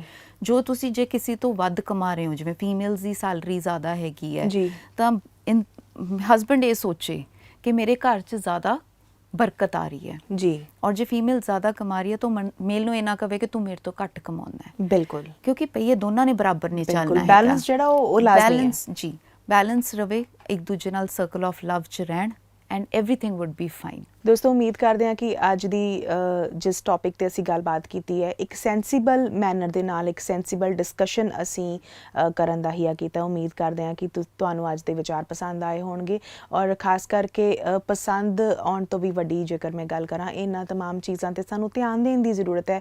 ਸਾਨੂੰ ਆਪਣੀਆਂ ਸਾਰੀਆਂ ਇੰਦਰੀਆਂ ਦਰਅਸਲ ਉਹ ਖੋਲ ਕੇ ਰੱਖਣ ਦੀ ਜ਼ਰੂਰਤ ਹੈ। ਜਿੱਥੇ ਜੋ ਕੁਝ ਵਾਪਰ ਰਿਹਾ ਹੈ ਉਸ ਵੱਲ ਧਿਆਨ ਦੇਣ ਦੀ ਜ਼ਰੂਰਤ ਹੈ। ਜੇਕਰ ਤੁਹਾਡੇ ਨਾਲ ਜੇਕਰ ਇਸ ਤਰ੍ਹਾਂ ਦਾ ਕੁਝ ਵਾਪਰਿਆ ਹੈ ਤਾਂ ਤੁਹਾਨੂੰ ਰਿਪੋਰਟ ਕਰਨੀ ਚਾਹੀਦੀ ਹੈ। ਜੇ ਤੁਹਾਡੇ ਆਲੇ ਦੁਆਲੇ ਇਸ ਕਿਸਮ ਦਾ ਕੁਝ ਵਾਪਰਿਆ ਹੈ ਤਾਂ ਉਸ ਨੂੰ ਵੀ ਯਕੀਨਨ ਅੱਖੋਂ ਪਰੋਖੇ ਨਹੀਂ ਕਰਨਾ ਚਾਹੀਦਾ। ਔਰ ਮੈਂ ਜਾਂਦੇ ਇਹ ਗੱਲ ਜ਼ਰੂਰ ਕਹੂੰਗੀ ਕਿ ਤੁਹਾਨੂੰ ਗ੍ਰੇਸਫੁਲੀ ਨਾ ਕਹਿਣ ਦੀ ਆਦਤ ਹੋਣੀ ਚਾਹੀਦੀ ਹੈ। ਜੇਕਰ ਤੁਹਾਨੂੰ ਕਿਸੇ ਦਾ ਟੱਚ ਚੰਗਾ ਨਹੀਂ ਲੱਗ ਰਿਹਾ, ਤੁਸੀਂ ਗ੍ਰੇਸਫੁਲੀ ਨੋ ਕਹਿ ਸਕਦੇ ਹੋ। ਕਿਸੇ ਨੇ ਤੁਹਾਨੂੰ ਪ੍ਰਪੋਜ਼ ਕੀਤਾ ਹੈ, ਉਹ ਤੁਹਾਨੂੰ ਇਨਸਾਨ ਚੰਗਾ ਨਹੀਂ ਲੱਗ ਰਿਹਾ, ਬਿਸਾਈਡਸ ਕਿ ਤੁਸੀਂ ਉਹਨੂੰ ਇੱਧਰ ਉੱਧਰ ਭਟਕਾਓ, ਗ੍ਰੇਸਫੁਲੀ ਨੋ ਕਹਿ ਦਿਓ। ਇਸ ਤੋਂ ਇਲਾਵਾ ਕਿਤੇ ਕੋਈ ਕੰਮ ਜਾਂ ਮੈਂ ਸਿੱਧੇ ਲਫ਼ਜ਼ਾਂ 'ਚ ਕਹੂੰਗੀ ਕਿ ਕੰਪਰੋਮਾਈਜ਼ਸ ਜਦ ਤੱਕ ਤੁਸੀਂ ਨਹੀਂ ਕਰੋਗੇ ਤਦ ਤੱਕ ਤੁਹਾਡੀ ਤਰੱਕੀ ਸੰਭਵ ਹੈ। ਜੇਕਰ ਤੁਸੀਂ ਕੰਪਰੋਮਾਈਜ਼ਸ ਦੇ ਰਾਹ ਤੇ ਤੁਰ ਪਏ ਤੇ ਬਹੁਤ ਜ਼ਿਆਦਾ ਫਿਰ ਅੱਗੇ ਇਹਨਾਂ ਚੀਜ਼ਾਂ ਦੇ ਨਾਲ ਨਹੀਂ ਵਧਿਆ ਜਾ ਸਕਦਾ। ਉਮੀਦ ਹੈ ਅੱਜ ਦੀ ਵਾਰਤਾਲਾਪ ਲਾਹੇਵੰਦ ਰਹੀ ਹੋਏਗੀ। ਮੈਨੂੰ ਗੁਰਨੀਤ ਨੂੰ ਦਿਓ ਇਜਾਜ਼ਤ। ਇਸੇ ਕਿਸਮ ਦੀਆਂ ਸੈਂਸੀਬਲ ਡਿਸਕਸ਼ਨਸ ਦੇ ਨਾਲ ਅਸੀਂ ਫਿਰ ਤੋਂ ਤੁਹਾਡੀ ਕਚਹਿਰੀ 'ਚ ਹਾਜ਼ਰੀ ਲਵਾਉਂਦੇ ਰਹਾਂਗੇ। ਸ਼ਮਸ਼ੀਰ ਜੀ ਬਹੁਤ ਬਹੁਤ ਧੰਨਵਾਦ। ਮੇਰੀ ਕਾਲ ਤੇ ਇਹਨਾਂ ਨੇ ਸਾਨੂੰ ਮੋੜਿਆ ਨਹੀਂ ਹੈ ਔਰ ਇੱਥੇ ਆਏ ਨੇ, ਆਪਣੇ ਕੀਮਤੀ ਸਮੇਂ ਤੋਂ ਟਾਈਮ ਕੱਢਿਆ। ਸੋ ਬਹੁਤ ਬਹੁਤ ਧੰਨਵਾਦ, ਸ਼ੁਕਰੀਆ ਬਹੁਤ ਬਹੁਤ। ਤੁਸੀਂ ਦੇਖਦੇ ਰਹੋ ਦਾਨ ਮਿਊਟ। ਮੈਨੂੰ ਗੁਰਨੀਤ ਨੂੰ ਦਿਓ ਇਜਾਜ਼ਤ। ਪ੍ਰੋਗਰਾਮ ਇੱਥੇ ਹੀ ਖਤਮ ਕਰਨ ਦੀ। ਸ਼ੁਕਰੀਆ।